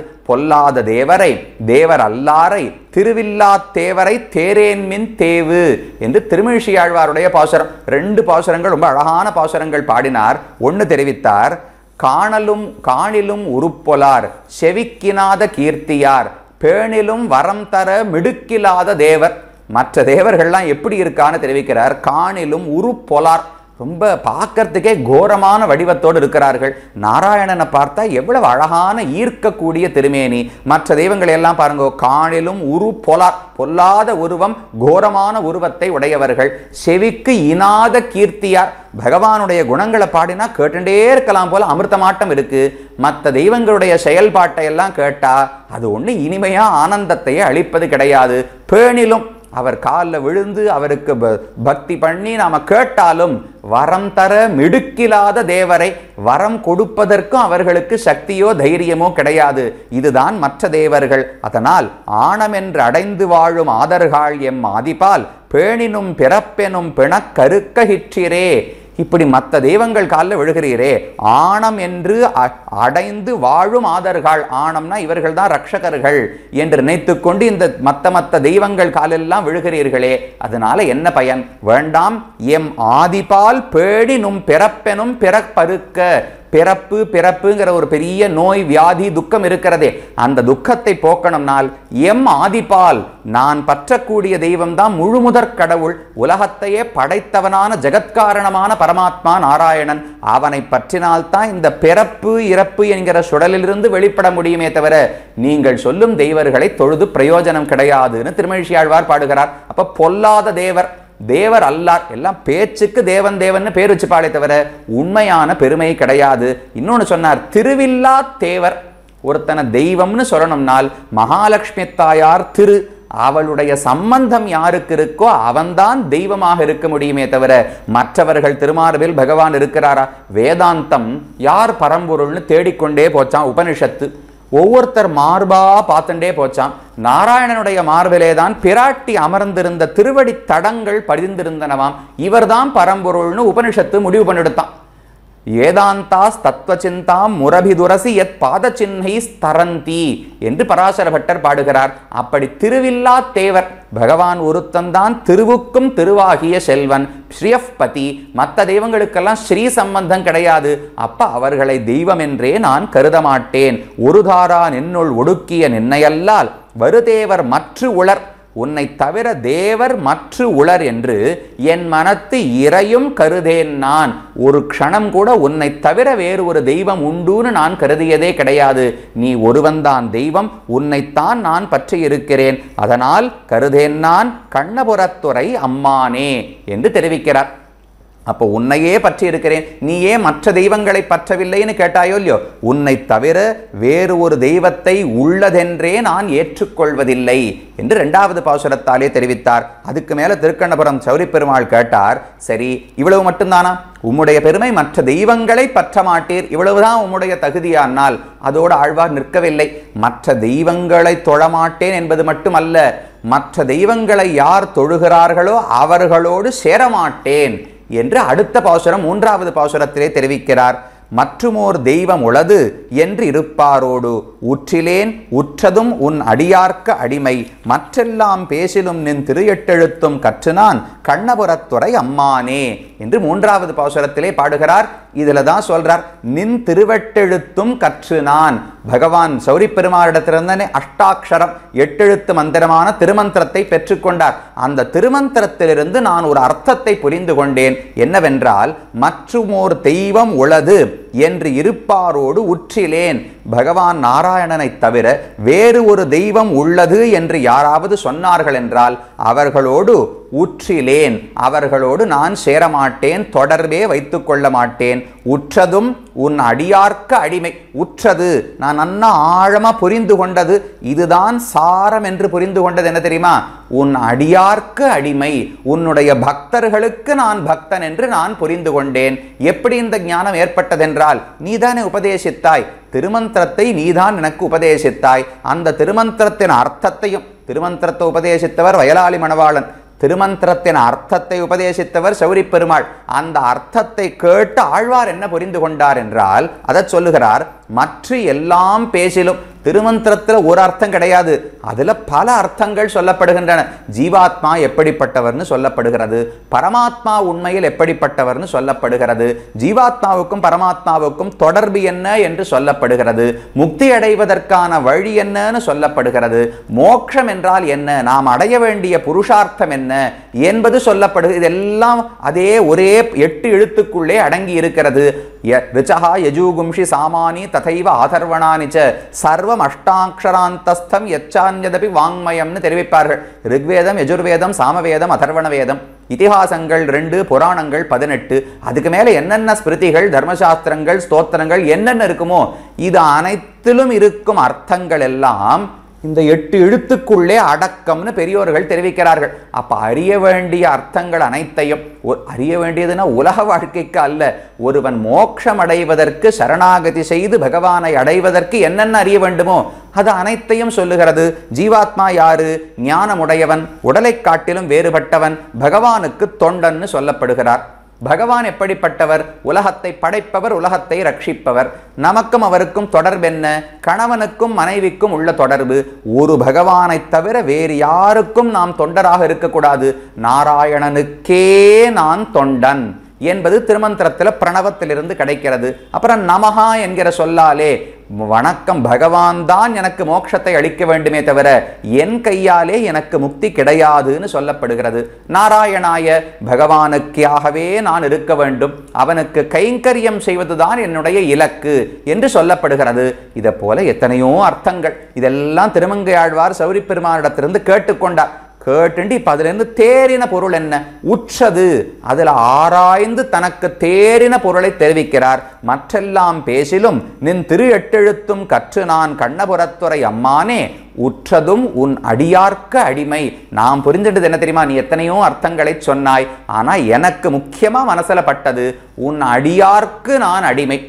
உனக்கு அடிமைன்னு ஆழ்வார் சொல்லல. திருமந்திரத்துல மேலோட்டமாக பார்த்தோம் என்றால் பரமாத்மாவுக்கே ஜீவாத்மா அடிமை என்பதுதான் சொல்லப்பட்டிருக்கிறது. ஆனால் அதுக்கு உள்ளுரை பொருள் இருக்கிறது. பல இடங்களிலே முமுக்ஷுப்படி என்கிற கிரந்தத்தில் பிள்ளை உலகாரியன் என்கிற ஆச்சாரியர் பல இடங்களிலே தெரிவிக்கிறார். முக்கியமான சில சூத்திரங்களை பார்த்தாலே ஒரு 63, 64 அந்த சூத்திரங்களிலும் தெரிவிக்கிறார். பகவானுக்குத்தான் இந்த ஜீவாத்மா சேஷபூதன், வேறு யாருக்கும் சேஷபூதன் கொள்ளக்கூடாது. நமஹா என்கிற சொல் இருக்கே, அந்த நமஹா என்கிற சொல்லிலே நான் பகவானுக்கு மட்டும் அடிமை அல்ல, பாகவதர்களுக்கும் அடிமை, பகவானுடைய தொண்டர்களுக்கு நான் தொண்டன் என்று சொல்லப்படுகிறது என்றும் தெரிவிக்கிறார். அங்கில்லாட்டாலும் என்கிற எழுத்து பரமாத்மாவுக்கு நான் அடிமைன்னு சொல்லும் போதே அந்த பரமாத்மாவோடு சேர்ந்த பிராட்டிமாருக்கு அடிமை இல்லைன்னு ஆகுமா? இப்போ ஒருத்தருக்கு நான் போய், சுவாமி உனக்கு நான் அடிமை, நீர் என்ன வேலை சொல்றீரோ பண்றேன்னு வேலைக்கு சேர்றேன்னு வச்சுங்களேன்.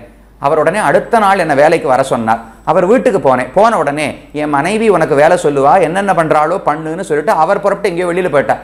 நான் உடனே நிறுத்தினேன். சுவாமி நான் உமக்கு வேலை பண்றேன்னு தானே சொன்னேன், நீர் ஏன் மனைவிக்கு வேலை சொல்றீர்னால், எனக்கு பண்றேன்னு சொன்னா என் மனைவி, என் தாயார், தகப்பனார், குழந்தை, நாங்க குடும்பத்துல யார் வேணாலும் வேலை சொல்லலாமோ இல்லையோ, வேலைக்காரர்னு ஒருத்தர் இருந்தா யார் வேணாலும் வேலை சொல்லலாமோ இல்லையோ, அதை போல பரமாத்மாவுக்கு ஜீவாத்மா அடிமை என்று சொன்னால் அதனுடைய ஆழமான பொருள் என்ன? பரமாத்மாவுக்கு மட்டுமா அடிமை? பிராட்டிக்கும் அடிமை. பரமாத்மாவுக்கும் பிராட்டிக்கும் மட்டுமா அடிமை? அடுத்திருக்கிற ஆதிசேஷன், கருடன், விஸ்வக்சேனர் அவர்களுக்கும் நாம் தொண்டர்கள் தான். அவர்களுக்கு மட்டுமா தொண்டர்கள்? இந்த உலகத்தில் இருக்கும் பக்தர்களுக்கும் நாம் தொண்டர்கள் தான். அப்ப பகவானுக்கு தொண்டன் என்பது இன்னும் எப்போது வலுப்பெறும்? ஒரு மனைவிக்கு கணவனிடத்திலே அன்பு கூடுகிறதுன்னு எப்ப தெரியுமா? அந்த கணவனுடைய குடும்பமெல்லாம் அன்பாக அவளுக்கு இருக்கும். அவர்களிடத்துல ஒரு அன்பு ஏற்பட்டால் அப்ப கணவனிடத்துல அன்பு தானே அவர்களுக்கு ஏறி பாய்கிறது. அப்ப கணவனிடத்துல அன்பு அதிகமாக ஆனால்தான் அவன் குடும்பத்தாரிடம் அன்பு பிறக்கப் போகிறது. அதே போல பகவானிடத்துக்கு நான் தொண்டன்னு சொன்னால் அவருக்கு மட்டும் தொண்டனா இருந்தா சுமார்னு அர்த்தம். அவருடைய தொண்டனுக்கு தொண்டன் என்றால் அதுதான் உள்ளுரை பொருள் திருமந்திரத்துக்கு. அதை நான் தெரிந்து கொண்டேன் என்று இந்த பாசுரத்தாலே தெரிவிக்கிறார். அப்ப முதல் பாட்டுல சொன்னது உன்னை அடைய வேண்டும் என்கிற ஆசை இருக்கிறது, உனக்கு தொண்டனாக இருக்க வேண்டும் என்கிற ஆசை இருக்கிறது. இரண்டாவது பாட்டுல சொன்னது மற்ற தெய்வங்களை நான் தொழமாட்டேன். மூன்றாவது பாசுரத்திலே சொன்னது மற்ற தெய்வங்களை தொழுபவர்களோடும் எனக்கு தொடர்பு கிடையாது என்று 3 சொன்னார். அதுல 3வது பாசுரம் பராசர பட்டர் இதை உபன்யாசமா சொல்லிட்டு இருக்கார். இந்த பாசுரத்துக்கு அர்த்தத்தை சொல்லிக் கொண்டிருக்கிறார். அவருடைய சிஷ்யர் நஞ்சீயர்னு ஒருவர் இருந்தார். அவர் கேள்வி கேட்கிறார், சுவாமி பாவம் பெருமான் இவ்வளவு கஷ்டப்பட்டு திருமந்திரத்தின் அர்த்தத்தை எல்லாம் திருமங்கை ஆழ்வாருக்கு உபதேசித்து விட்டு அதை ஆழ்வார் திரும்ப சொல்லும் போது உன் திருமந்திரத்திலிருந்து நான் புரிந்து கொண்டது உனக்கு நான் அடிமை என்று சொல்லியிருந்தா பகவான் ரொம்ப ஆனந்தப்பட்டிருப்பார். அவர் அப்படி சொல்லலையே.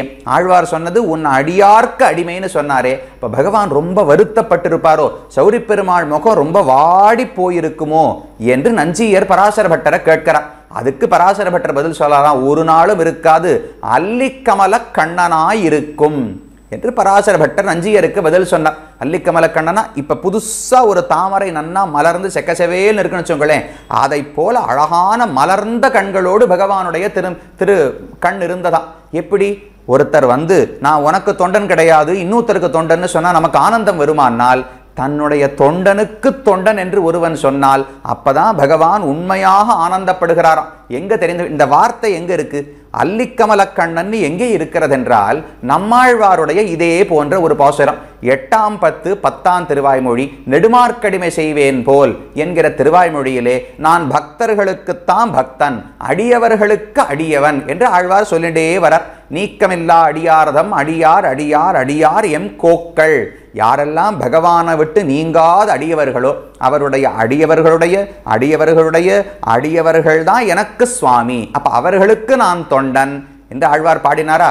உடனே அடுத்த பாசுரம் சொல்றார், நல்ல கோட்பாட்டுலகங்கள் முன்னிலுள்ளும் தான் நிறைந்த அல்லிக்கமல கண்ணனை அந்தன் குருகூர் சடகோபன் சொல்லப்பட்ட 1000 ஆழ்வார் சொல்றார். நான் இந்த 10 பாசுரம் பாடினேனா இதை கேட்க கேட்க பகவானுடைய கண்கள் அப்படியே மலர்ந்து பெரிய தாமரை மலர்ந்த கண்ணை போல இருந்ததுன்னு ஆழ்வார் பாடுகிறார்.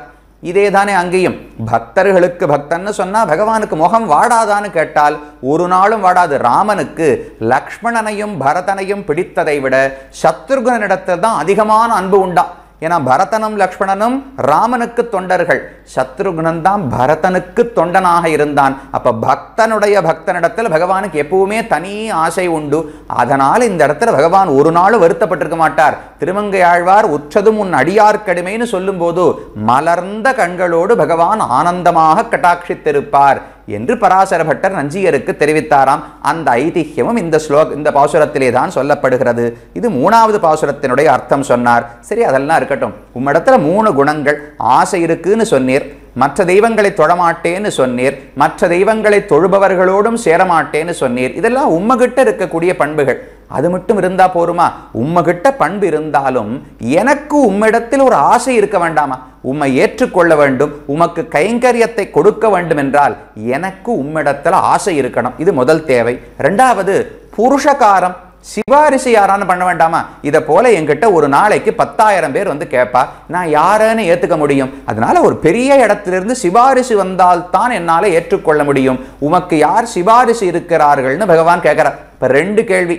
உமக்கு என்னிடத்தில் ஆசை இருக்கலாம், எனக்கு உம்மிடத்தில் ஆசை இருக்க வேண்டும், அப்போதுதான் கைங்கரியத்தை கொடுக்க முடியும். இது முதல் கேள்வி.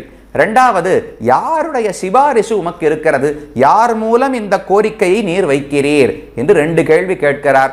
அதற்கு திருமங்கையாழ்வார் பதில் சொல்றார். 4வது பாசுரம், பெண்ணானாள் பேரிலம் கொங்கையின் ஆர் அழல் போல் உண்ணா நஞ்சு உண்டு உகந்தாயை உகந்தேன் நான் மண்ணாளா வாழ்நெடும் கண்ணி மதுமலராள் கண்ணாளா கண்ணபுரத்து உரை அம்மானே. ரொம்ப அழகான பதில் 2 சொன்னார். பகவானே, முதல்ல என்ன சொன்னாய்? உனக்கு என்னை பிடித்திருக்க வேண்டும் அப்படின்னு தானே முதல் கேட்டாய். அதுக்கு நான் சொல்றேன், உனக்கு பிடிக்காததுன்னு உலகத்துல ஒண்ணு உண்டா?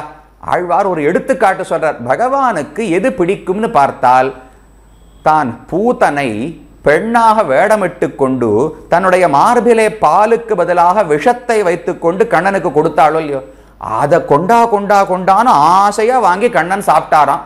அப்ப விஷமே உனக்கு பிடிச்சதா தானே இருக்கு, ஆழ்வார் உனக்கு பிடிக்காம போயிட போறேன்னா? பகவான் முதல்ல கேட்டது உமக்கு என்ன பிடிச்சிருக்கலாம், எனக்கு உம்மை பிடிக்க வேண்டுமோலியோன்னு கேட்டார். அதுக்கு ஆழ்வார் பதில் சொல்றார், உனக்கு தான் விஷமே பிடிச்சிருக்கே, உனக்கு ஆகாத பொருள்னு ஒண்ணு உண்டா, உனக்கு பிடிக்காத பொருள்னு ஒண்ணு உண்டா? அப்ப என்ன மட்டும் எப்படி பிடிக்காமல் போகும்? அதனால இதையெல்லாம் சாக்காக சொல்லாதே என்று முதல் பாதியால தெரிவிக்கிறார். பெண் ஆனாள் பேரிளம் கொங்கையின் ஆறழல் போல், பெண் ஆனாள் அப்படின்னு தெரிவிக்கிறார். பெண் ஆனாள்னா ஏன் பூத்தனை முன்னாடியே பெண்ணாத்தானே இருந்தா, ஏன் பெண் ஆனாள்னு தெரிவிக்கிறாள்னால் இதுக்கு முன்னாடி பேயாக இருந்தாள், இப்போதுதான் பெண்ணாக ஆனாள். பெண்ணுன்னு சொன்னா இந்த இடத்துல பொதுவாக ஸ்திரீன்னு அர்த்தம் சொல்லவில்லை. பெரியவாச்சான் பிள்ளை சொல்றார், உண்மையான பெண்மை யசோதைக்குத்தான் உண்டு. கண்ணனை தாய் உள்ளத்தோடு எவ்வளவு பார்த்து பார்த்து கவனித்தாள். அப்ப பெண்ணுன்னு சொன்னா இந்த இடத்துல தாய்ன்னு அர்த்தம். அதுதான் ஆழ்வாருக்கு ரொம்ப வருத்தம்.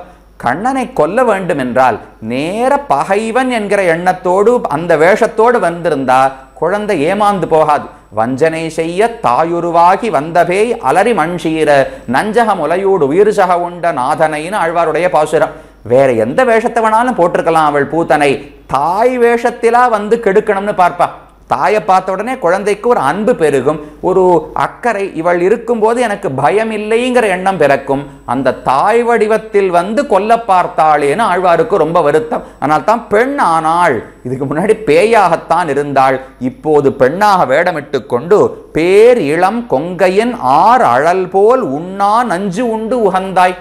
அந்த பூத்தனையினுடைய பெரிய இளமையான மார்பகங்களிலே ஆர் அழல் போல், பூர்ணமான ஆர்னு சொன்னா நிறைந்திருந்த, அழல் போல், அந்த விஷம் என்பது சாதாரண விஷம் அல்ல, அப்படியே நெருப்பை போலே ரொம்ப வலுவானது. அந்த விஷத்தை சாப்பிட்டால் யாராலும் உயிர் வாழ முடியாது. அதனால்தான் யாரும் சாப்பிடவே இல்லை.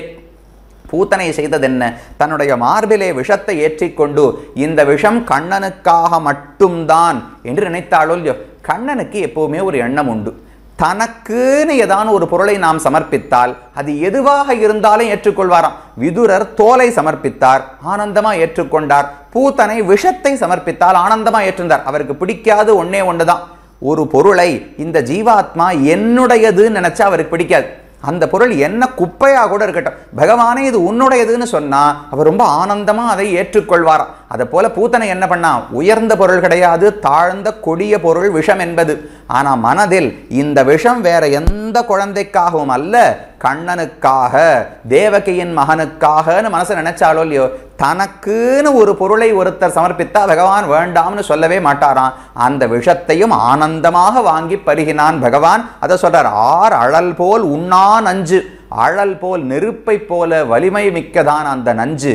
உண்ணா நஞ்சு, வேறு யாருமே அதை சாப்பிடவில்லை, சாப்பிட்டிருந்தால் அதை தாங்கிக் கொள்ளவும் முடியாது. அந்த நஞ்சு உண்டு உகந்தானை, மறுபடியும் உண்டுன்னு தெரிவிக்கிறார். முதல் பாசுரத்திலே மனநோக்கம் உண்டானைன்னு இருக்கா. அப்ப பிராட்டியினுடைய மங்களமான பார்வையை கொண்டுதான் பகவான் உயிர் வாழ்கிறான் அப்படின்னு அர்த்தம் பண்ணார். இப்ப சொல்றார், இந்த பூத்தனை கொடுத்த விஷப்பால் இருக்கே, அந்த விஷப்பாலை வாங்கி சாப்பிட்டு பூத்தனையை கொன்றுதான் பகவான் உயிர் வாழ்ந்தாராம். ஏன் இதுக்கு அதுக்கு என்ன சம்பந்தம்னால், ஒன்று தனக்குன்னு சமர்ப்பித்த பொருளை ஒரு பக்தனோ விரோதியோ தனக்கென்று ஒரு பொருளை சமர்ப்பித்தால் அதை வாங்கி பருகின போதுதான் பகவானுக்கு ஆனந்தம். அதனால உண்டு உகந்தன்னு தெரிவிக்கிறார். பூத்தனையை கொன்றாகிவிட்டது, அதனால இனிமேல் என்னுடைய பக்தர்களுக்கு எந்த ஆபத்தும் இல்லை என்று பகவானுக்கு ஒரு ஆனந்தம். அதனால உகந்த ஆனந்தமா சிரித்து கொண்டிருந்தாராம் குழந்தையாக. அப்படி உண்ணா நஞ்சு உண்டு உகந்தாயை உகந்தேன் நான். பகவானே, நீ என்ன கேள்வி கேட்டாய்? எனக்கு உன்னை பிடிக்க வேண்டுமே ஆழ்வீரே, உமக்கு என்னிடத்தில் அன்பு இருக்கலாம், எனக்கு உம்மை பிடிக்கணுமேனு தானே நீ கேட்டாய். நான் சொல்றேன், உனக்கு விஷமே பிடிச்சிருக்கு. நான் அண்ணா ஆளை தேர்ந்தெடுத்து தான் பார்த்துருக்கேன். எந்த பகவானுக்கு விஷம் கூட பிடிக்காதது கிடையாதோ அப்படிப்பட்ட உன்னை உகந்தேன் நான். நான் அன்பு வைச்சது உன்னிடத்தில், உனக்கோ விஷம் கூட பிடிச்சதுதான். அப்ப என்னை பிடிக்காமல் போய்விட போகிறதா? முதல் கேள்விக்கு பதில் சொல்லிட்டார். ரெண்டாவது கேள்வி பகவான் கேட்டது என்ன? புருஷகாரம் யாரு? நம்மை சேர்த்து வைப்பதற்கு சிபாரிசு வேண்டுமே, யார் செய்ய போகிறார்கள்னா ஒருத்தருக்கு 2 பேர் சிபாரிசுக்கு இருக்கிறார்கள்னு தெரிவிக்கிறார். மண்ணாளா, மண் என்று சொன்னால் இந்த பூமிக்கு அபிமானினியான பூதேவி தாயார், பூமி பிராட்டி, அவளை ஆள்பவன். அப்ப பூதேவிக்கு நாயகனாய் வல்லபனாய் இருக்கிறாய். வாழ் நெடும் கண்ணி மதுமலராள் கண்ணாளா. அடுத்தது வாழ் பிரகாசமான, நெடும் நெடியதான நீண்ட, கண்ணி கண்களை உடையவளான, மதுமலராள் தேன் கூடின மலரிலே வீற்றிருக்கக்கூடிய ஸ்ரீதேவி நாச்சியார் அவளுடைய கண்ணாளா, அவளுக்கும் வல்லபனாய் இருக்கிறாய். அப்ப பூமி பிராட்டி ஒரு பக்கம் நிற்கிறாள், ஸ்ரீதேவி நாச்சியார் ஒரு பக்கம் நிற்கிறாள். இதுக்கு மேல யாரு சிபாரிசுக்கு வேண்டும்? என்னை நீ ஏற்றுக்கொள்வதற்கு இவர்கள் 2 பேரும் பேசுவார்கள். நகஷ்சின் ஆபராத்தியத்தின்னு சீதையனுடைய வாக்கியம். யார்தான் தவறு செய்வது கிடையாதுன்னு ஸ்ரீதேவி நாச்சியார் சொல்லுவாளாம். யாரோ ஒருவன் தவறு செய்து பகவான் காலிலே வந்து விழுந்தால் பகவானுக்கு அனுகிரகம் பண்ணணும்னு எண்ணம் ஏற்படாது. இவனுக்கு தண்டனை கொடுத்து சம்சாரத்திலே தள்ள வேண்டும்னு அவருக்கு கோபம் ஏற்படும். அப்ப ஸ்ரீதேவி நாச்சியார் சொல்லுவாளாம், இப்படி கோபமே பட்டு கொண்டிருந்தால் யாருக்குத்தான் மோட்சம் அளிப்பது? போனா போறது, தவறு செய்ததை உணர்ந்து விட்டான், திருத்திக் கொள்ளுகிறேன்னு சொல்றான், அவனை மன்னித்து விடலாம். யார்தான் உலகத்தில் குற்றம் செய்வதில்லை? இது ஸ்ரீதேவி நாச்சியாருடைய வார்த்தை. எல்லாரும் தான் குத்தம் பண்றா, யார் தான் குத்தம் செய்யவில்லை? குத்தம் செய்தவர்களை ஏற்றுக்கொள்ள மாட்டேன்னு சொன்னா நமக்கு ஆளே கிடைக்க மாட்டார்கள். நாம் தானே பெற்றவர்கள், தாயும் தந்தையும். குழந்தை தப்பு பண்ணா தாய் தந்தை தான் ஏற்றுக்கொள்ள வேண்டும், அதனால மன்னித்து விட வேண்டும்னு ஸ்ரீதேவி நாச்சியார் சொல்லுவாளாம். இந்த பக்கம் திரும்பி பார்த்தா பூதேவி நாச்சியார் சொல்றது, அவன் தப்பே பண்ணலையே. இது இன்னும் அழகு பாருங்க. தப்பு பண்ணிருக்கான், யார்தான் தப்பு பண்ணல அப்படின்னு ஸ்ரீதேவி நாச்சியார் சொல்லுவா. பூதேவி என்பவள் பொறுமையின் வடிவம் இல்லையோ, பூமி என்பதே பொறுமைக்கான வடிவம். சர்வம் சஹா என்று அவளுக்கு ஒரு பெயர் உண்டு. அனைத்தையும் பொறுத்து கொள்ளக்கூடியவள். நாம காலால மிதிக்கிறோம், வாயால எச்சல் துப்புறோம், அதுல குத்தறோம், எத்தறோம், குழி தோண்டி அதுல கட்டடம் கட்டுறோம், எத்தனை பண்றோம். அதுல இருக்கிற என்னென்ன, அதுல உள்ள என்னென்ன ரகங்கள் இருக்குமோ, என்ன தங்கம் வெள்ளி என்ன இருக்குமோ எல்லாத்தையும் குடஞ்சி எடுக்கிறோம். இன்னைக்கான கோவப்படுகிறாளான்னு பூதேவி தாயார். அப்ப பொறுமையே வடிவானவானவள் பூதேவி. அவ சொல்லுவாளாம், இவன் பாப்பமே செய்யவில்லையே. இப்படி 2 பேர் சிபாரிசுக்கு. யார்தான் பாபம் செய்யவில்லைன்னு ஒருத்தி, பாபமே யாரும் செய்யவில்லையேன்னு மற்றொருத்தி. இவர்கள் இருவரும் சிபாரிசுக்கு இருக்கிறார்கள்னு தெரிவித்தார். மண்ணாளா வாழ்நெடுங் கண்ணி மதுமலராள் கண்ணாளா கண்ணபுரத்து உரை அம்மானே. இப்படியெல்லாம் புருஷகாரம் எல்லாம் இருந்தாலும் பகவான் ரொம்ப தொலைவில் இருந்தா நம்மளால அடைய முடியாது. அவரும் அங்கிருந்து வந்து திருக்கண்ணபுரத்திலே நமக்காக நெருக்கத்தில் சேவை சாதிக்கிறாரோ இல்லையோ. அப்ப புருஷகாரமும் உள்ளது, உனக்கு என்னிடத்தில் அன்பும் உள்ளது, அதனாலே நீ எனக்கு கைங்கரியத்தை கொடுக்க வேண்டும் என்று 4வது பாசுரத்தாலே தெரிவித்தார். அதுக்கு மேல சொல்றார், பகவான் கேட்கிறார், இதெல்லாம் சரி, நீர் மற்ற பற்றுகளை எல்லாம் விட்டீரா? பகவானிடத்தில் சரணாகதி செய்ய வேண்டும், கைங்கரியம் பெற வேண்டும் என்றால் மற்ற உலக விஷயங்களிலும் உலக உறவினர்களிடத்திலும் பற்றை விட்டுவிட வேண்டும். அற்றது பற்றனில் உற்றது வீடுயிர் என்று நம்மாழ்வார் பாடுகிறார். உலக இன்பங்களிலும் உலக மக்களிடத்திலும் பற்றை அறுத்தால்தான் பகவானிடத்தில் பற்று ஏற்படும். அது ஏற்பட்டால்தான் வைகுந்தத்தை அடைய முடியும். அற்றது பற்றனில் உற்றது வீடுயிர் ஒரு பாசுரம். அதே போல பற்றிலன் ஈசனும் முற்றவும் நின்னனன் பற்றிலையாய் அவன் முற்றிலடங்கே. சுருக்கமான உபதேசங்கள் நமக்காக ஆழ்வார் சொல்றார். பற்றிலன் ஈசனும், பகவான் உன் பேரில் நிறைய பற்று வைத்திருக்கிறார். முற்றவும் நின்னனன், உனக்கு அனைத்துமாகவும் அவரே இருப்பார். தாய் வேணுமா? உலகத்துல தாயை தேட வேண்டாம், பகவானே தாய். உலகத்துல தந்தையை நம்ப வேண்டாம், பகவானே தந்தை. அண்ணா தம்பி மனைவி மக்கள் உற்றார் உறவினர் மாமா அத்தை சித்தப்பா யாரையும் தேட வேண்டாம். இது அனைத்துமாகவும் பகவான் ஒருவரே இருப்பார். சேலை கண்ணியரும் பெரும் செல்வமும் நன்மக்களும் மேலா தாய் தந்தையும் அவரே இனி ஆவாரேன்னு நம்மாழ்வார் பாடுகிறார். அப்ப எல்லா உறவுகளாகவும் பகவானை கொள்ள வேண்டும், உலகப் பற்றுகளை அறுக்க வேண்டும் என்று சாஸ்திரங்களும் சொல்லுகின்றன. அது உம்மிடத்தில் இருக்கிறதான்னு பகவான் கேள்வி கேட்கிறார். அதுக்கு 5வது பாசுரம் தெரிவிக்கிறார். பெற்றாரும் சுற்றமும் என்றிவை பேணேன் நான், மற்றாரும் பற்றிலேன் ஆதலால் நின் அடைந்தேன். உற்றான் என்று உள்ளத்து வைத்து அருள் செய் கண்டாய், கற்றார் சேர் கண்ணபுரத்துறை அம்மானே. அழகான பாசுரம். பெற்றாரும், என்னை பெற்ற தாய் தந்தையரும், சுற்றமும் மற்ற உறவினர்களும் என்று இவை பேணேன் நான். இவர்களையெல்லாம் நான் உறவினர்களாகவே நினைப்பது கிடையாது. பந்துக்கள் என்று கருதி அவர்களை பேணி அவர்கள் வீட்டுக்கு போய் கொஞ்சி குலாவி சாப்பிட்டு இதெல்லாம் நான் பண்றதே கிடையாது. அடுத்தது, மற்ற ஆரும் பற்றிலேன். உறவினர்கள் தாய் தந்தையர்கள் இல்லைன்னு சொன்னாயே, அது இல்லைன்னு உடனே ஒரு கூட்டம் நமக்கு வரும். ஒருத்தருக்கு குடும்பம்னு இருந்தா அந்த குடும்பமே அவர்களுக்கு ஒரு கட்டாக ஆகிவிடும். குடும்பம் இல்லைன்னு வச்சுங்களேன், உடனே இந்த சமுதாயத்தில் ஒரு 4 பேர் இருக்கா, ஐயோ குடும்பமே இல்லையா, அப்ப நாம் அவளுக்கு உதவலான்னு ஒரு 4 பேர் வருவா, அவர்களிடத்துல பற்று ஏற்படுமோ இல்லையோ. அதுக்கு ஆழ்வார் சொல்றாரு, அப்படி எனக்கு யாரும் கிடையாது, உறவினர்களும் கிடையாது, உறவினர்கள் இவனுக்கு இல்லையேன்னு வருத்தப்பட்டு வந்த பற்றுகளும் எனக்கு கிடையாது என்று இரண்டாவது சொல்றார். மற்றாரும் பற்றிலேன் ஆதலால் நின்னடைந்தேன். அப்ப உறவினர்கள் யாரும் கிடையாது, அவர்களிடத்துல பற்று இல்லை, மற்ற யாரிடத்திலும் பற்று இல்லைன்னு ஆழ்வார் 2 சொன்னார். அப்ப பகவான் திடீர்னு பயந்து போயிட்டார். அப்போ ஒருவேளை உம்ம பேர்ல உமக்கு பற்று இருக்கோ, மற்றவர்களிடத்துல பற்று வைக்க கூடாதுன்னு மட்டும் சாஸ்திரம் சொல்லவில்லை, நம் பேரிலும் நமக்கு பற்று இருக்கக்கூடாது. நானே என்னை நம்பிக்கொள்ளுகிறேன், நானே முயற்சி செய்து கொள்ளுகிறேன், எனக்கு கடவுள் எதற்குன்னு கேள்வி எத்தனையோ பேர் கேட்கிறாளோ இல்லையோ, ஒருவேளை அதை போல ஆழ்வார் பேசுகிறாளோன்னு பகவானுக்கு பயம். அதுவும் கிடையாது.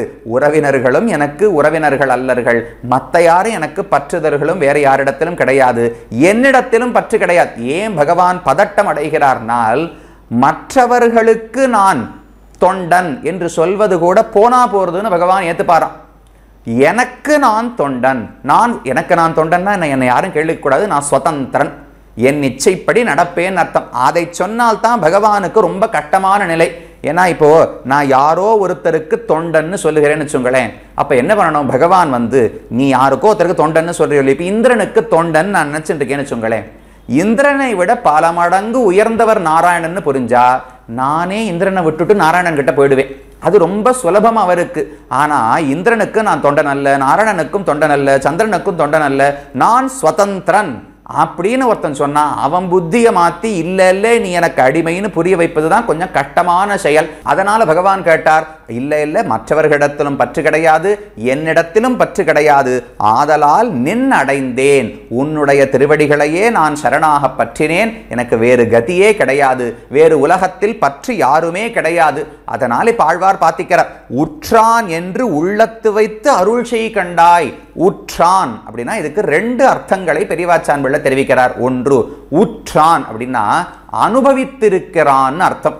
என்ன அனுபவித்திருக்கிறான்னால், இந்த திருமங்கையாழ்வார் இத்தனை நாட்களாக என்னை விட்டு பிரிந்து சம்சாரத்தில் உற்றான், நிறைய துன்பங்களை அனுபவித்திருக்கிறார் என்று உன் மனதில் வைத்துக்கொள்னு ஆழ்வார் பிரார்த்திக்கிறார்.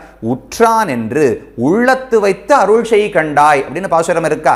உற்றான் ஆழ்வார் உற்றிருக்கிறார் என்று நினைத்துக் கொண்டு நீ எனக்கு அனுகிரகம் பண்ணுன்னு பிரார்த்திக்கிறார் ஆழ்வார். உற்றானா என்ன அர்த்தம்னால், உலகத்திலே நிறைய துன்பம் உற்றிருக்கிறார் ஆழ்வார், என்னை விட்டு சம்சாரத்தில் அனாதி காலமாக நிறைய கஷ்டப்பட்டிருக்கிறார் என்று மனதில் வைத்துக்கொண்டு எனக்கு அருள் செய் என்று ஒரு பொருள். இன்னொரு வியாக்கியானம் செய்தார். உற்றான்னு சொன்னால் இப்ப இத்தனை நாள் சொன்னது என்ன, மற்ற உலக பந்துக்களை எல்லாம் நான் விட்டுவிட்டேன்னு ஆழ்வார் சொன்னாரா. அப்ப உற்றான் என்று நினைந்துன்னு சொன்னால், பகவானே நீதான் எனக்கு உறவுன்னு நீ நினைத்துக்கொள், எனக்கும் நீதான் உறவு, உனக்கும் நான் தான் உறவு. அப்ப உற்றவன் சொன்னால் எனக்கு உறவினன் என்று நினைத்துக்கொள்னு அர்த்தம். முதல் அர்த்தம் உற்றான் என்று உள்ளத்தை வைத்துனால் இவர் நிறைய கஷ்டப்பட்டிருக்காருன்னு மனசுல வச்சிருந்து கருணையோடு அனுகிரகம் செய்வாயின்னு ஒரு அர்த்தம். இல்ல உற்றான்னு சொன்னால் இவர் எனக்கு உறவினர், எப்ப உலக உறவுகளை எல்லாம் ஆழ்வார் கழிச்சுட்டாரோ அப்ப பகவான் ஒருத்தர் தானே மிச்சம் இருக்கிற உறவு. அப்ப உறவினன்னு நீ என்னை ஏற்றுக்கொள், ஏற்றுக்கொண்டு அந்த சம்பந்தம் இருக்கே அந்த தொடர்புக்காக நீ எனக்கு அனுகிரகிக்க வேண்டும். நான் நிறைய கஷ்டப்பட்டிருக்கேன்னு பார்த்தாலும் அனுகிரகிக்கலாம், இல்ல நான் உனக்கு உறவு முறை உடையவன் பார்த்தும் நீ அனுபவிக்கலாம். உற்றான் என்று உள்ளத்து வைத்து அருள் செய் கண்டாய், கற்றார் சேர் கண்ணபுரத்துறை அம்மானே. யார் இப்படிப்பட்டவர், யார்கிட்ட பிரார்த்திக்கிறார்னால், நிறைய படிச்சவாள்லாம் அந்த ஊர்ல இருக்கான்னு தெரிவிக்கிறார். கற்றார் சேர், நிறைய மெத்த படித்த ஞானிகள் இருக்கும் ஊரிலே நீ இருக்கிறாய் சௌரி பெருமாளே, அதனால நீ எனக்கு அனுகிரகிக்க வேண்டும்னு ஆழ்வார் தெரிவித்தார். அது என்ன அர்த்தம், ஏன் படித்தவர்கள் ஊர்ல இருந்தா அப்ப பகவான் அனுகிரகிக்கணுமான்னு கேட்டால், படிப்புன்னு சொன்னா என்னன்னு ஆழ்வாருக்கு எண்ணம்னால், படிப்புன்னு சொன்னாலே கருணை காட்ட தெரிந்தவன் தான் படித்தவர். எல்லாத்தையும் படிச்சு படிச்சு கடைசியில் என்ன தெரிஞ்சுக்கணும், மக்களிடத்திலே கருணை கொள்ள வேண்டும், ஒருவர் துன்பப்பட்டால் அவருக்கு உதவ வேண்டும். காரியம் கருணம் ஆரியேன நகஷ்சன் அபராத்தியத்தின்னு சீதையனுடைய ஸ்லோகம். ஆரியேன ஒரு நல்ல படித்தவன் தீர்க்கதரிசியான ஞானி என்ன செய்ய வேண்டும், காரியம் கருணம், ஜீவராசிகளிடத்திலே கருணை காட்ட வேண்டும்னு தான் சாஸ்திரங்கள் சொல்லுகின்றன. அப்ப சௌரி பெருமாளே நீர் வாழ்வது கற்றார் இருக்கக்கூடிய இடம், நிறைய படித்தவர்கள் இருக்கக்கூடிய திருக்கண்ணபுரத்திலே இருக்கிறீர். அப்ப நீரும் படிச்சவரா இருக்கணும். படித்தவர் என்றாலே கருணை காட்ட தெரிய வேண்டும் இல்லையோ? அப்ப என்னிடத்திலும் நீர் கருணை காட்ட வேண்டும், உற்றார் என்று எண்ணி உன் மனத்தை வைத்து எனக்கு அருள் செய் கண்டாய் என்று 5வது பாசுரத்தாலே பாடினார். அதுக்கு மேல 6வது பாசுரத்தில் சொல்றார், நீ எனக்கு அனுகிரகம் பண்ணி என்னுடைய பாபங்களை எல்லாம் பார்க்காமல் எனக்கு அருள் செய்ய வேண்டும்னு கீழே பிரார்த்தித்தேனோ இல்லையோ? நீ என்னுடைய பாபங்களை பார்க்காமல் இருப்பது மட்டும் போராது, யமதர்மராஜனும் என்னுடைய பாபங்களை பார்க்க கூடாது என்று 6வது பாசுரத்தை தெரிவிக்கிறார். ஏத்தி உன் சேவடி எண்ணி இருப்பாரை பார்த்திருந்து அங்கு நமந்தமர் பற்றாது சோத்தம் நாம் அஞ்சுதும் என்று தொடாமை நீ காத்தி போல் கண்ணபுரத்து உரை அம்மானே. திருக்கணபுரத்து பெருமானே, நீ உன் பக்தர்களை இப்படியெல்லாம் ரட்சிக்கிறாய். எப்படி ரட்சிக்கிறார்னால், ஏத்தி உன் சேவடி எண்ணி இருப்பாரை. ஏத்துதது அப்படின்னா ஸ்தோத்திரம் செய்வதுன்னு அர்த்தம். யாரெல்லாம் பகவானுடைய பெருமைகளை பாடி, உன் சேவடி உன்னுடைய திருவடிகளினுடைய பெருமையெல்லாம் பாடி எண்ணி இருப்பா, ஏத்தி உன் சேவடி எண்ணி இருப்பாரேன்னு இருக்கு. அப்ப ஏத்துதல் ஸ்தோத்திரம் பண்ணுவதும் பகவானை பத்தியோ திருவடியை பத்தியோ இருக்கலாம். எண்ணி இருப்பார், தியானம் செய்கிறார்கள், நினைத்து கொண்டிருக்கிறார்கள் பகவானையை எப்போதும். எதை?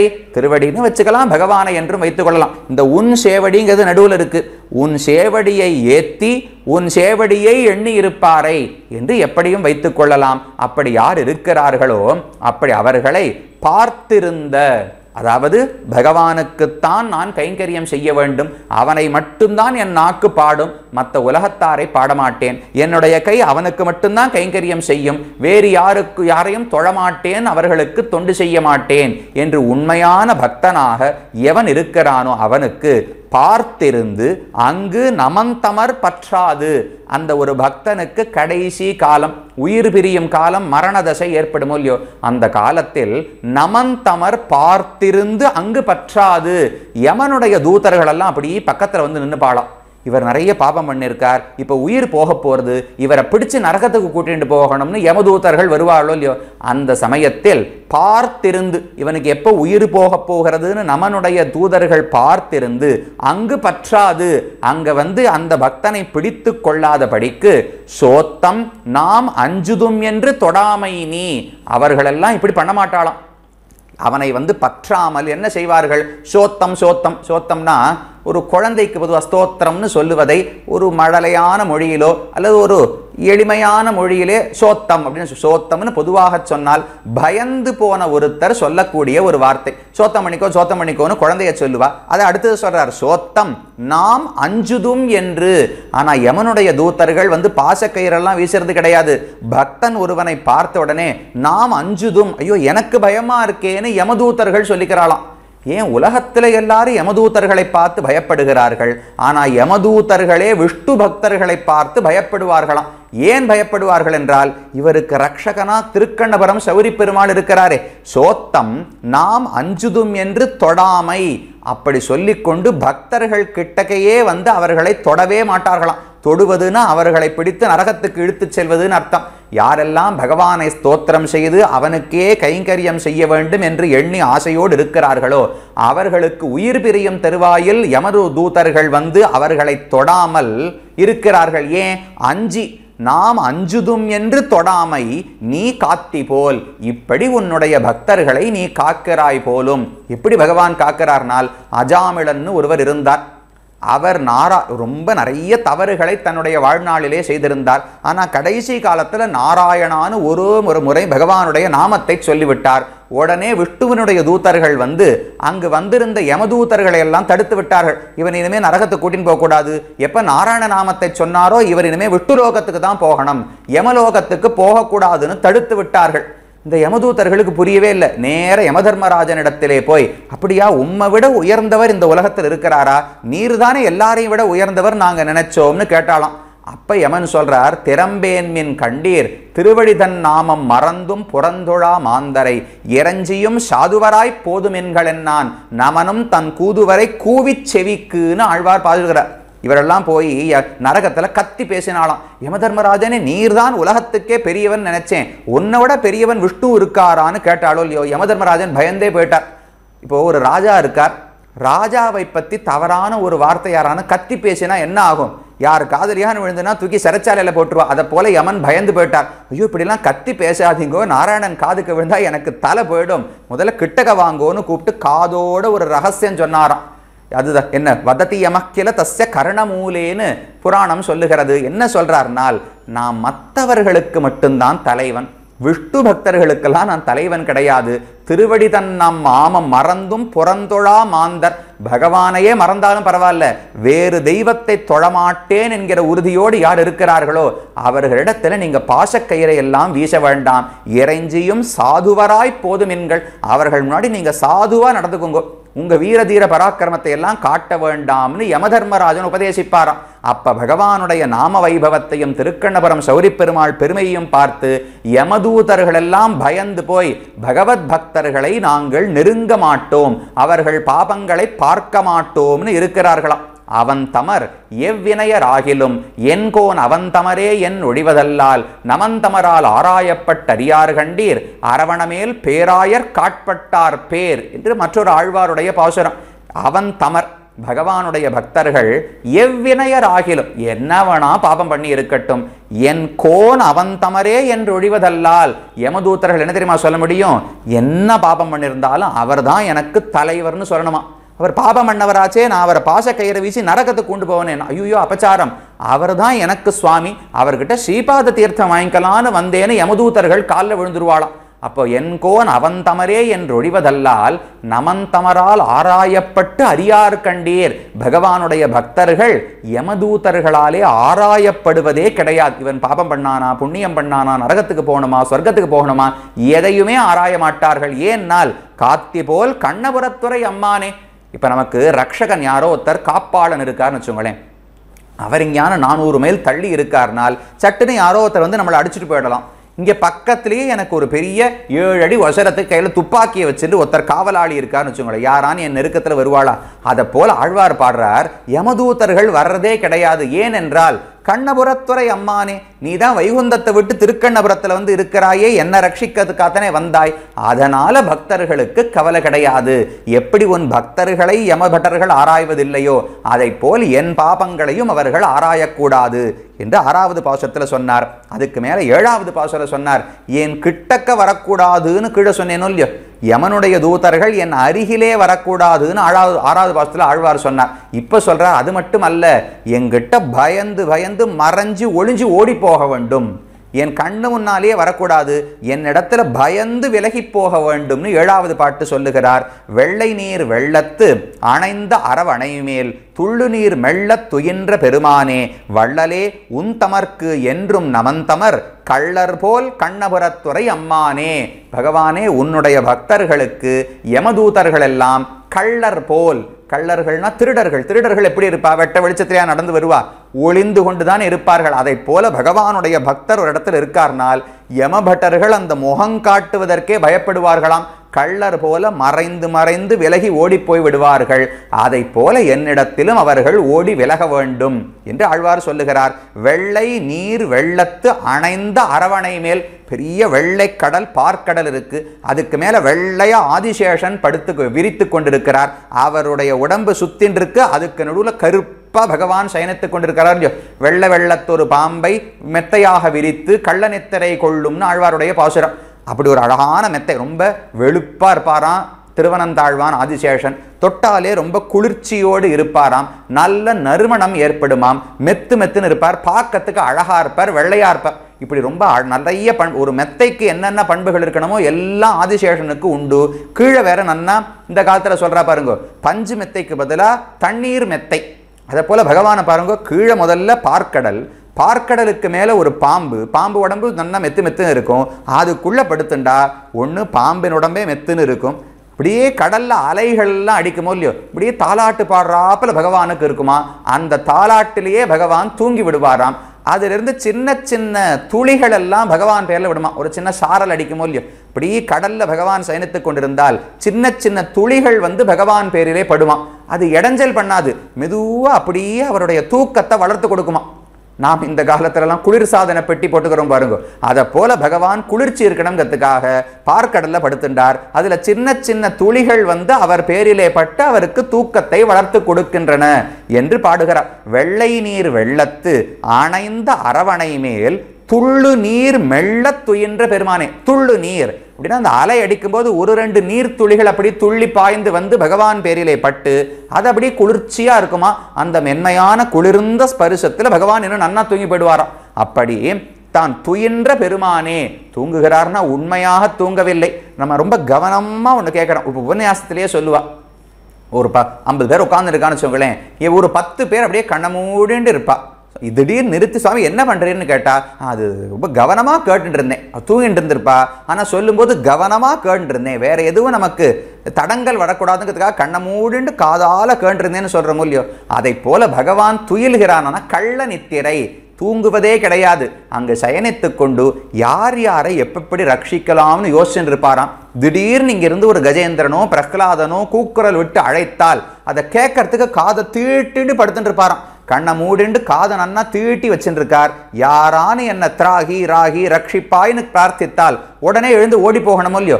அதற்காக சயனித்திருக்கிறான் பகவான் துயின்ற பெருமானே. வள்ளலே, பெரிய உதாரர், யார் எதை கேட்டாலும் கொடுக்கக்கூடிய வள்ளலே, உன் தமர்க்கு என்றும் நமந்தமர் கள்ளர் போர் கண்ணபுரத்துறை அம்மானே. உன்னுடைய பக்தர்களுக்கு யமனுடைய தூதர்கள் யமபட்டர்கள் எல்லாம் கள்ளர் போல், ஒரு திருடனை போல பயந்து ஒளிந்து மறைந்துதான் இருக்க வேண்டும். அப்படிப்பட்டது போல எனக்கும் நடக்க வேண்டும். நீயே இங்கு காப்பவன் ரட்சிப்பவன் அருகிலேயே இருக்கிறபடியால் அவர்கள் என் முன் வரவே கூடாது, என்னை பார்த்து மறைந்து ஓடிவிட வேண்டும் என்று 7வது பாசுரத்திலே சொன்னார். அதுக்கு மேல பகவான் கேள்வி கேட்கிறார், இது என்ன நியாயமா இருக்கு? நீரோ நிறைய பாபம் செய்திருக்கிறீர். யமதர்மராஜனுடைய வேலையே பாபம் செய்தவர்களுக்கு தண்டனை கொடுப்பதுதான். அப்ப அவர் ஏன் உங்களை விட்டு ஓட வேண்டும்? பகவான் ஆழ்வாரை பத்தி கேட்கிறார். ஆழ்வாரே, நீரோ நிறைய பாபம் பண்ணிருக்கீர், யமதர்மராஜனுக்கு நான் தான் பொறுப்பு கொடுத்திருக்கேன் பாபம் செய்தவர்களுக்கு தண்டனை கொடுக்கணும்னு. ஆனா நீர் என்ன சொல்லுகிறீர்? உம்மை பார்த்து யமதர்மராஜனும் யமதூதர்களும் ஓடி போகணும், மறைந்து போக வேண்டும்னு சொல்லுகிறீர். ஏன் அப்படி செய்ய வேண்டும்? அவர்கள் உம்மை பிடித்து தண்டனை தானே கொடுப்பார்கள், அதுதானே என்னுடைய ஆணை என்று பகவான் கேட்கிறார். அதுக்கு ஆழ்வார் பதில் சொல்றார், உண்மைதான், என்கிட்ட பாபம் இருந்தா அவர்கள் என்னை பிடிக்க வேண்டும், என்னிடத்தில் தான் பாபமே ஒன்றும் மிச்சமில்லையேன்னு ஆழ்வார் பாடுகிறார். மானாகி வையம் அளந்ததுவும் வாழவுணன் பூணாகம் கீண்டதுவும் ஈண்டு நினைந்திருந்தேன், பேணாத வல்வினையே நிடரத்தனையும் காணேன் நான் கண்ணபுரத்து உரை அம்மானே. ஆமா, நீ சொல்றது சரியதான், வல்வினையேன், நான் நிறைய பாபங்களை எல்லாம் செய்து வைத்திருந்தேன். ஆனா என்ன ஆச்சு? பகவானுடைய அவதாரங்களை ஒவ்வொன்றா ஆழ்வார் நினைச்சாராம். அதை நினைக்க நினைக்க இருந்த பாபங்கள் எல்லாம் எங்க போச்சென்றே தெரியவில்லை, ஓடிப்போய் விட்டன தெரிவிக்கிறார். மானாகி வையம் அளந்ததுவும், முதல்ல திரிவிக்ரமாவதாரம் வாமனன். மான்னு சொன்னா பிரம்மச்சாரி, பிக்ஷை எடுக்க போறாரோ இல்லையோ, மகாபலியினிடத்திலே பிச்சை எடுத்து 3 உலகங்களை வாங்க வேண்டும். பகவான் யோசித்தார், பிச்சை எடுக்கணும்னா என்ன வடிவத்தை எடுத்துக்கலாம்? இப்ப கல்யாணமான ஒரு கிரகஸ்தர் இருக்காருன்னு வச்சுங்களேன், அவருக்கு சட்டுன்னு கையேந்தி பிச்சை எடுக்கிறதுக்கு வர ஒரு வெட்கம் இருக்கும் இல்லையோ, ஒரு கர்வம் இருக்கும், ஒரு வெட்கம் இருக்கும். நம்மளால சம்பாதிக்க முடியல, யார்கிட்டயோ கையேந்தி பிச்சை எடுக்கிறோம்னு ஒரு வெட்கம் இருக்குமோ இல்லையோ. அதனால பகவான் கிரகஸ்தனாக போகவில்லையா. பிரம்மச்சாரிக்குத்தான் பிரம்மச்சாரிக்கு சாஸ்திரப்படியே பணம் சம்பாதிக்க முடியாது. ஒவ்வொரு வீடாக போய் பவதி பிக்ஷாம் தேகின்னு பிச்சை எடுத்துத்தான் உணவு உண்ண வேண்டும். அதுல ஒரு வீட்டுல இருக்குன்னு சொல்லுவா, இன்னொரு வீட்டுல இல்லைன்னு சொல்லுவா. கோவிச்சுக்கவே கூடாது. அடுத்தடுத்த வீட்டுக்கு முகத்துல ஒரு விகாரமே இல்லாமல் போய் பிச்சை எடுத்து தினமும் வாங்கி சாப்பிட வேண்டும் இல்லையோ. அந்த பழக்கம் பிரம்மச்சாரிக்கு தான் உண்டு. மேலும் சின்ன குழந்தைங்கிறதுனாலே மான அவமானங்கள் இருக்காது. ஒருத்தர் இடத்துல பிச்சை கேட்கறதுக்கான எந்த லஜ்ஜையும் இருக்காதோ இல்லையோ. பிக்ஷோச்சிதம் பிரகட்டயன்னு பிரதமாசிரமத்துவம்னு தேசிகன் தெரிவிக்கிறார். பிச்சை எடுக்கணும்னா அதற்கு தகுந்தது பிரம்மச்சரிய ஆசிரமம் தான். அதனால மானாகி, சின்ன குழந்தையா பிரம்மச்சாரியாக ஆகி, வையம் அளந்ததுவும், இந்த உலகத்தை எல்லாம் பகவான் தாவி அளந்தானோ இல்லையோ. உவந்த உள்ளத்தனாய் உலகம் அளந்து அண்டமுற நிமிர்ந்த நீழ்முடியன் ஆனந்தம். தேவேந்திரனுக்கு நான் உதவி செய்ய போகிறேன்னு பகவானுக்கு ஒரே ஆனந்தம். 7 உலகங்களையும் அளந்து விட்டார். அவன் கேட்டது 3 உலகங்களைத்தான். இவருக்கு இருந்த ஆசையில 7 உலகங்கள் அனைத்தையும் அளந்து எல்லாம் என்னுடைய சொத்துன்னு பகவான் சொன்னார். அப்படி அளந்ததுவும், அதுக்கு மேலே வாழ் அவுணன் பூணாகம் கீண்டதுவும், வாழ் கையில் வாழ் ஏந்தி வந்த அவுணன், அதாவது ஹிரண்யகசிபுவினுடைய பூணாகம், நிறைய ஆபரணங்கள் எல்லாம் மார்பில போன்றிருந்தாராம். அந்த பூணாகம் கீண்டதுவும் அவனை எடுத்து தன்னுடைய மார்பிலே இட்டு நகங்களால கிழித்தாரோ இல்லையோ. நக கிரகச்சக பிரதிகிரதித தைத்திய வக்ஷஸ்தலி சமுத்த ருதிரச்சுடா ஸ்புரித பிம்பிதம் ஸ்வம் வபுஹு பிரதிமிகேந்திர சங்கா வசாத்து விலோக்கிய ருஷித புனகானது கூறத்தாழ்வான் தெரிவிக்கிறார். மடியில போட்டு தன்னுடைய நகங்களால கிழிச்சானோ இல்லையோ. கிழிச்ச உடனே அப்படியே ஒரு ரத்தம், பெரிய ஒரு கோலமாட்டம் அவனுடைய மார்பில தேங்கி இருந்ததாம். இந்த ரத்தத்துல நரசிம்ம பெருமாள் எட்டி பார்த்த உடனே தன்னுடைய பிரதிபிம்பம் தெரியுமோ இல்லையோ. அப்ப இன்னொரு சிங்கம் இருக்குன்னு பார்த்து ஒரே கோபம் வந்துருத்தான். ஒரு சிங்கத்தை பற்றி ஒரு கதை கேள்விப்படுறோமோ இல்லையோ. ஒரு கிணறு இருந்தது, கிணத்துல எட்டி பார்த்தது, அங்கே தன்னுடைய பிரதிபிம்பம் தெரிஞ்சது. ஆனால் அது வேற சிங்கம் நினச்சிட்டு அதோட சண்டை போடுறதுக்காக கிணத்துல குதிச்சு உயிர் விட்டுடுத்து அப்படின்னு ஒரு கேள்வி சின்ன குழந்தைகளுக்கு சொல்கிறோமே. அதை போல நரசிம்ம பெருமானுக்கு இது சாதாரண சிங்கமாவது உலகத்தில் நிறைய உண்டு. நிருசிம்மனாக எத்தனை உலகத்தில் அபூர்வமான காட்சி. இதுவரைக்கும் நரம் கலந்த சிங்கமாக ஒரு பிராணியே கிடையாது. அந்த நரசிம்ம பெருமான் அந்த ஹிரண்யகசிபுவனுடைய சடலத்தில் இருக்கக்கூடிய இரத்த குளம், அதில் தன்னுடைய பிரதிபிம்பத்தை பார்த்த உடனே இது என்ன, நான் ஒருத்தன் தான் நரசிங்கம் நினைச்சேன், இது என்ன இன்னொரு நரசிங்கம் இருக்கிறதேன்னு மறுபடியும் கோபப்பட்டாராம். அதை போல அவனுடைய வானவுடன் கிடந்த பொன்னாகம் கிழித்தவன் ஆழ்வார் பாசுரம். அந்த பூணாகம் கீண்டதுவும். அப்ப திருவிக்கிரமாவதாரம், நரசிம்மாவதாரம் இது அனைத்தையும் ஈண்டு நினைத்து இருந்தேன். இப்போது அதெல்லாம் நினைச்சு பார்த்துட்டே இருந்தேன்னா என்னாச்சு? பேணாத வல்வினையேன் இடர் எத்தனையும் காணேன் நான். பேணாத வல்வினையன், பேணுவதுன்னா ஒரு விஷயத்தை பாதுகாத்து ரட்சிப்பதோ இல்லையோ. எதை பேணவில்லைன்னா ஆத்மாவை நான் பேணவே இல்லை. பேணாத வல்வினை என்னால் ஆத்மாவை பற்றி நான் கவலைப்பட்டதே கிடையாது. இந்த உடம்புனே வாழ்ந்து கொண்டிருந்தேன். உடம்புக்காக வாழ்ந்தாலே கண்டிப்பாக பாபம் வரும். நாம் எதெல்லாம் உடலினுடைய நன்மையை கொடுக்கும் நினைக்கிறோமோ அது அநேகமாக பாப செயலாக தான் இருக்கும். ஆத்மாவுக்கு எது நன்மையை கொடுக்குமோ அதுதான் புண்ணிய செயலா இருக்கும். அப்ப ஆழ்வார் சொன்னார், எனக்கு உடம்பு வேற ஆத்மா வேறன்னு தெரியாதே, உடலேதான் ஆத்மா என்று இத்தனை நாட்களும் நினைத்து கொண்டிருந்தேன். அப்ப உடலினுடைய நன்மை தான் என்னுடைய நன்மை நினைத்தேன். அதை உடலினுடைய நன்மைக்காகவே உழைத்தேன். ஆத்மாவை பேணவே இல்லை. அப்ப பேணாது ஆத்மாவை நான் பேணவில்லை. வல்வினையேன், உடம்ப பேணினபடியால நிறைய பொய் சொன்னேன், நிறைய திருடினேன், நிறைய ஏமாத்தினேன், நிறைய என்னென்னமோ பண்ணேன். அதுக்காக பாபமும் வந்து விட்டது. அப்ப பேணாத வல்வினையேன், இப்படித்தான் முன்னாடி இருந்தேன். இப்ப பகவானை நினைத்த உடனே இடர் எத்தனையும் காணேன் நான். என்கிட்ட ரொம்ப நாளாக நிறைய பாபம் இருந்ததோ இல்லையோ. திடீர்னு ஒரு நாள் நிறைய பணம் சம்பாதிச்சு வச்சிருந்தோம். திடீர்னு ஒரு நாள் யாரோ ஒருத்தர் எல்லாத்தையும் சுருட்டின்னு போயிட்டாருன்னா அது துக்கத்தை கொடுக்கும். ஆழ்வாருக்கு இப்ப ஆனந்தமான திருட்டு. ஒரு வல்வினை இடர் எத்தனையும் காணேன் நான். சேர்த்து வைத்திருந்த பாபங்கள் அனைத்தும் எங்கே போயின என்றே தெரியவில்லை. ஒரு பாபத்தை கூட காணும். நிச்சேஷமாக ஒன்று விடாமல் பாபங்கள் எல்லாம் போக்கப்பட்டன தெரிவிக்கிறார் பெரியாழ்வாருடைய அழகான பாசுரம். எம்மனா என் குலதெய்வமே, என்னுடைய நாயகனே, நின்னுளேனாய் பெற்ற நன்மை இவ்வுலகினில் யார் பெறுவார்? நம்மன் போலே விழுந்தமுக்கும் நாட்டிலுள்ள பாவமெல்லாம் சும்மனாதே கைவிட்டோடி தூறுகள் பாய்ந்தனவே என்று பெரியாழ்வார் பாடுகிறார். ஆழ்வார் சொல்றார், எம்மனா எனக்கு சுவாமியே, என் குலதெய்வமே, என்னுடைய நாயகனே, உன்னுடைய நிழலுக்கு கீழே உன்னுடைய அருளிலே ஒதுங்கி நான் இருந்தேனோ இல்லையோ, நான் எந்த பெருமைதான் அடையவில்லை, எல்லா நன்மைகளையும் அடைந்தேன்னு தெரிவித்தார்.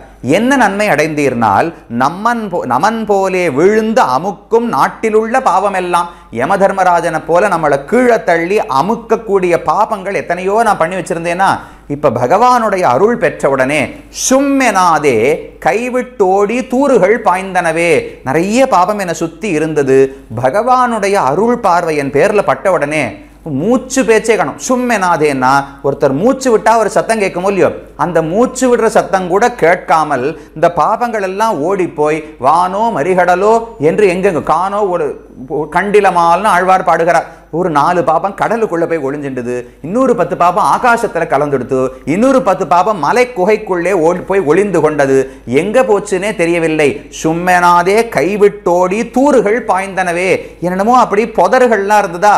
என் பாபங்கள் எல்லாம் பகவானை கண்டு பயந்து, அவர் அனுக்கிரக பார்வையை பார்த்து பயந்து, என்னை விட்டு மூச்சு சத்தம் கூட கேட்காமல் ஓடி போய் ஒளிந்து கொண்டன என்று பெரியாழ்வார் பாடுகிறார். அதை போல திருமங்கை ஆழ்வார் சொல்றார், நான் நிறைய பாபம் பண்ணியிருக்கேன், ஆனால் திரிவிக்ரமன், வாமனன், கண்ணன் மற்ற அவதாரங்களை எல்லாம் நினைத்து பார்த்தேனா நினைக்க நினைக்க பேணாத வல்வினையேன் இடர் எத்தனையும் காணேன் நான் கண்ணபுரத்துறை அம்மானே. அப்ப யமதர்மராஜன் ஏன் உம்மை தண்டிக்க கூடாதுன்னு பகவான் கேட்டாரோ, அதுக்கு பதில் சொல்றார், என்கிட்ட தான் பாபமே இல்லையே, உன்னை நினைத்த மாத்திரத்திலே பாபங்கள் அனைத்தையும் நான் போக்கிக் கொண்டு விட்டேன், அதனால் இனிமேல் யமதர்மராஜனின் தொண்டர்கள் என் அருகிலே வரக்கூடாது, என்னிடத்தில் மறைந்துதான் செல்ல வேண்டும் என்று 8வது பாசுரத்திலே தெரிவித்தார். அதற்கு மேல 9வது பாசுரம் சொல்றார், சரி அப்ப உமக்கு என்னதான் வேணும்? இதுவரைக்கும் பாப்பமெல்லாம் போச்சுன்னு சொன்னீரே, வேற ஏதான நன்மை அடைந்திருக்கிறீரா? ஒவ்வொன்றா பகவான் கேண்டு வரார். கீழே சொல்லியிருந்தேன், ஆழ்வார்க்கு ஏற்கனவே பகவான் நிறைய அனுகிரகம் செய்திருக்கிறார். ஆனா இப்ப ஆழ்வார் கேட்க தொடங்கியது என்ன? என் செய்கின்றாய் சொல்லு, எனக்கு என்ன அனுகிரகம் செய்ய போகிறாய் சொல்லுன்னு தொடங்கினாரோ இல்லையோ, ஒவ்வொன்றா பகவான் கேட்டு வந்திருக்கார். நீர் ஏன் மற்ற தெய்வங்கள் இடத்துல போகலன்னு கேட்டார். நான் வேற தெய்வத்தையே தொழுவது கிடையாது, தெய்வமே மற்றது கிடையாதுன்னு தெரிவித்தார்.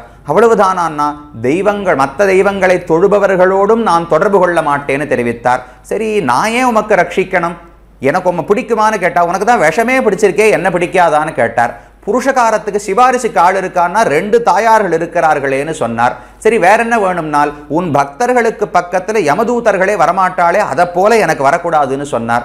வராதது மட்டுமல்ல, மறைந்து ஒளிந்து வாழ வேண்டும்னு சொன்னார். ஏன் ஒளிய வேண்டும் என்றால், எனக்கு தான் பாப்பமே கிடையாதே, உன்னை நினைத்த உடனே பாப்பம் போய்விட்டதுன்னு சொன்னார். இப்ப அடுத்த கேள்வி பகவான் கேட்கிறார், சரி பாப்பம் மட்டும்தான் போச்சா என்று நினைச்ச உடனே, இல்ல வேறதான நன்மை அடைந்தீரான்னு மெதுவா கேட்கிறார். எதுக்கு? ஆழ்வார் வாயிலிருந்து வரணும். ஆழ்வாருக்கு யோசிக்கலையோ இல்லையோ, இத்தனை நாளாக என்றைக்கோ கலியனாக திருடனாக இருந்த நாம் இன்றைக்கு ஒரு ஆழ்வாராக வாடினேன் வாடி தொடங்கி 8ஆம் பத்து 10ஆம் திருவாய்மொழி வரைக்கும் பாடியிருக்கிறோம் என்றால், இதுக்கு மேல என்ன பகவத் அனுகிரகம் வேண்டும்னா ஆழ்வார் உணர வேண்டும். அதை நேர பதில் சொன்னா அது ரசமாக இருக்காது. அவர் வாயிலிருந்து எப்பவுமே ஒரு தாய் தந்தைக்கோ ஆசிரியருக்கோ என்ன எண்ணம் இருக்கும்? குழந்தை ஒரு நன்றி சொல்லணும். நீ பார்த்து சொல்லி கொடுத்தனால்தான் நான் இந்த மதிப்பெண் வாங்கினேன்னு ஒரு ஆசிரியர் ஒரு வார்த்தை கேட்கணும்னு ஆசைப்பட மாட்டாரா? தாய் தந்தையர் அந்த குழந்தை அந்த சொல்ல சொல்லணும்னு ஆசைப்படுவார்களோ இல்லையோ, அதை போல சௌரி பெருமாளுக்கு ஆசை, இவர் புரிந்து கொள்ளட்டும், இவர் வாயால வெளியே வர வேண்டும், நான் இவருக்கு என்னென்ன உதவி செய்திருக்கிறேன் என்று ஆழ்வார் பாட வேண்டும்னு எண்ணம். அதனால மறைந்து மெதுமெதுவா ஒவ்வொரு கேள்வியா கேட்டிருந்தார். இப்ப கேட்டார், உமக்கு பாபம் மட்டும்தான் போச்சா இல்ல வேற ஏதாவது கிடைத்ததான்னு பகவான் கேட்டார். அதுக்கு 9வது பாட்டுல பதில் சொல்றார், நாட்டினாய் என்னை உனக்கு முன் தொண்டாக மாட்டினேன் அத்தனையே கொண்டு என் வல்வினையை பாட்டினால் உன்னை என் நெஞ்சத்திருந்தமை காட்டினாய் கண்ணபுரத்து உரை அம்மானே. ஐயோ என்னதான் நான் அடையவில்லை, முதலிலே நீதான் அனுகிரகம் செய்தாய்.